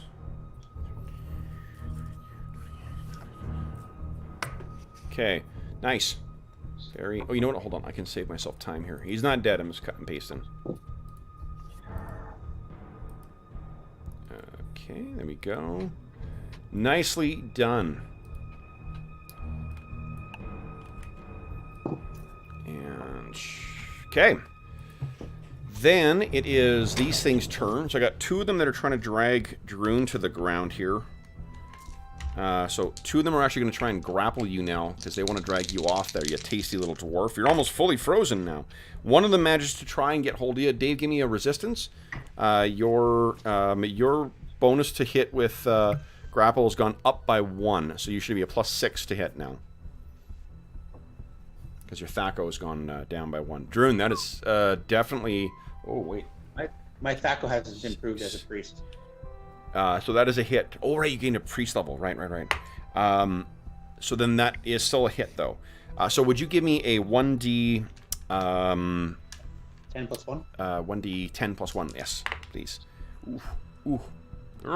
You still take 6, so a net of 6 control points on you. Okay. This thing's grabbing at you and pulling. And then the one... Which one is that from? Or not Elanion, Knox. This one is going to try and grab you. You're prone still, so it's going to pull you off in the sleeping bag. I know you're not in a sleeping bag, but I take that you understand my meaning. All right, but that's not going to do it, though. So you see this massive, like, frost-filled maw try and go down and grab you. I'm like kicking my feet towards it to try to stop. It's Quint at the end of Jaws. Yeah, exactly. No. Okay, then it is Knox the Unexpected. You're up next. What are you doing? So I am prone, so I want to get up and grab my staff. Done. Then it is Bergour. All right, I'm going to step up. I'm 2-handing the bastard sword. About to end this wolf's whole career. Here we go. 2-hand the bastard sword. That is a big hit. Yep, big hit. Go ahead and roll damage. Holy shit! Wow. Wowzers. Let's see here. Yeah, so he dies. And instead of when the blood shoots out, it sort of freezes mid-gout. Then it is Druin Axebrother. Druin's gonna keep swinging with the new sword or new axe. Okay. So the thing is, you're grappled. It's a medium-sized weapon. You can't use it on either of these things. They're not both grappling me, though. Only one of them hit. Yeah, no, that's fair enough. Yeah, so you could use it on the one that's not grappling you. Yeah, so that's why I was asking which one. Okay, so it's this one here? Yep. Okay, so go ahead, -2 to hit. And they're large? Well, no, that's a miss. Because you didn't include the penalty. Okay. Yeah, so you swing. Okay, then it is... Oh, do you have a second... One hit? Do you have a second weapon out? The one does hit. Yep. Go ahead and roll damage. Okay. Okay. Nice. All right. That's a big hit, actually. Okay, then it is Calidor. What are you doing? Calidor looks at Bergour. He picks up IFL and pulls it out, and there's a sort of faint blue glow as it reacts to the hounds around him. Okay. He says, we got this. All right, and I think that sounds like a good way to end the session. So, we will leave you guys mid-fracas here, and we will, see what happens on Wednesday.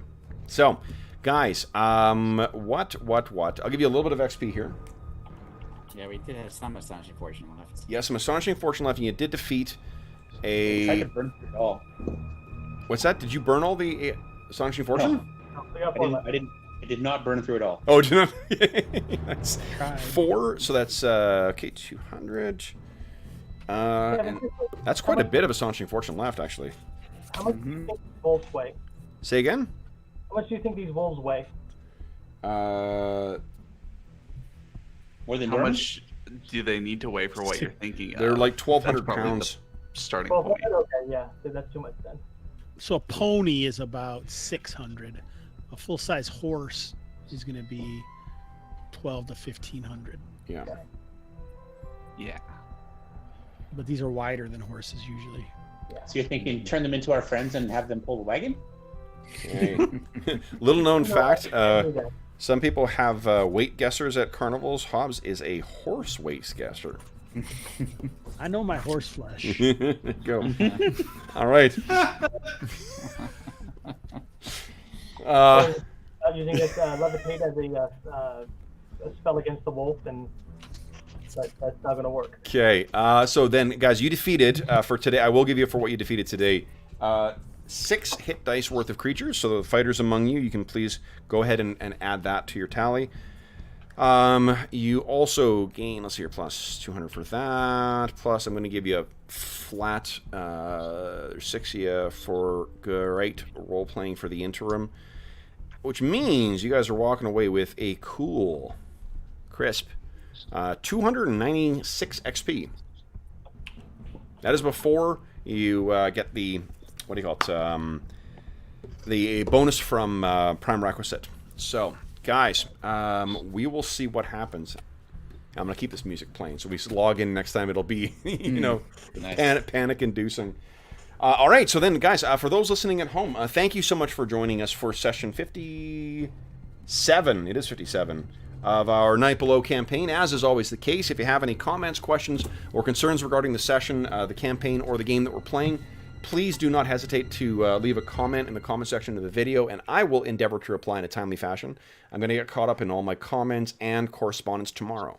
In addition, you can reach me on Twitter at Dungeon Musings. You can reach me by email at dungeonmusings@gmail.com. And in the description of this video, you can find a link to the Dungeon Musings Discord server, where we got a ever-growing group of really great gamers.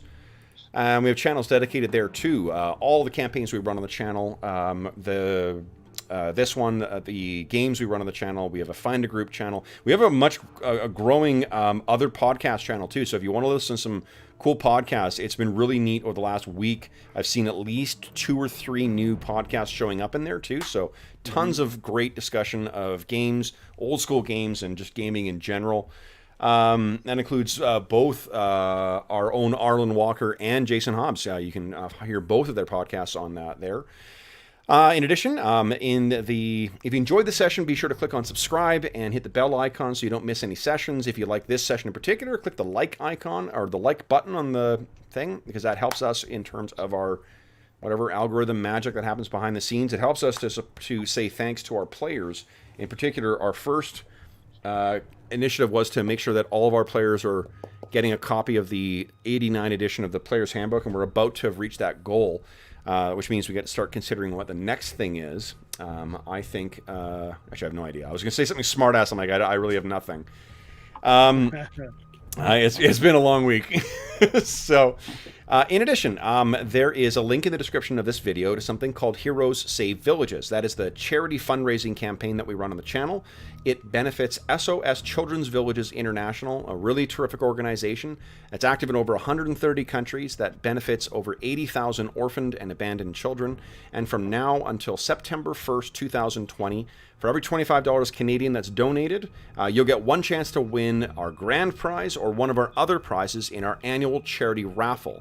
The grand prize is a copy of Beadle and Grimm's Gold Edition Eberron Rising from the Last War box set. Now, normally mine sits up there and I can point at it and say, that's not the one you get. You'll be getting one that's a brand new one. And that remains true. The reason it's missing is because I'm prepping a session for us to play the Eberron 5th edition or 5th edition version of Eberron using that box set so you can see the cool thing that you can play.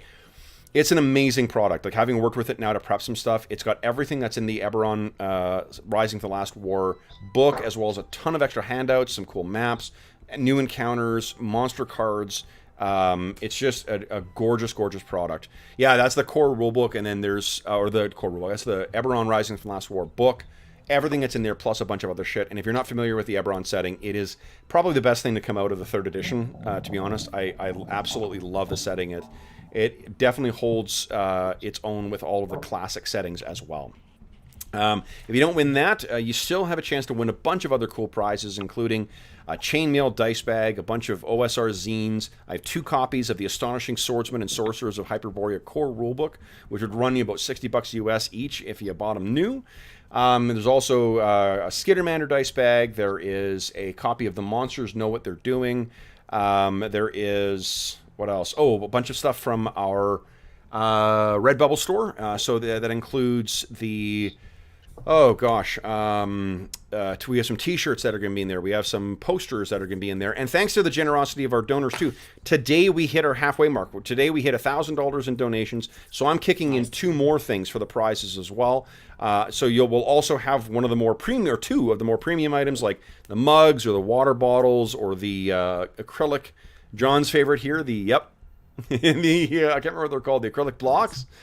So bigger things as well too. So there's lots of great prizes. So and the best of all donations go to SOS Children's Villages International directly. None of it goes to the channel. None of it goes to a middleman. It all just goes to help those kids who benefit from their services, and it gives you a chance to win some cool gaming stuff. So all around a good for everybody. Last but not least, I want to give a big thank you to my players. Finally leaving behind not only a memorable series of encounters, but some really memorable puns. So we'll take a moment to say goodbye to all the Knoll puns that we have been making on the Dungeon Musings Discord server. So Arlen, Jeff, George, Dave, John, and Hobbs, thank you so much for joining us today. And a belated, once again, happy birthday to Arlen. Yeah, like Hobbs said, it's been like a week of celebration. It's wild. That's great. Alrighty then. So, for those listening at home, thank you so much for joining us for session 57. We're lapped past 50, on our way to 100. As is always the case during the current crisis. If you are listening to this live or contemporaneous, and we hope that this finds you healthy, safe, and weathering the current crisis as well as can be expected. Hope we gave you a couple of hours of taking your mind off of this nonsense. And until we see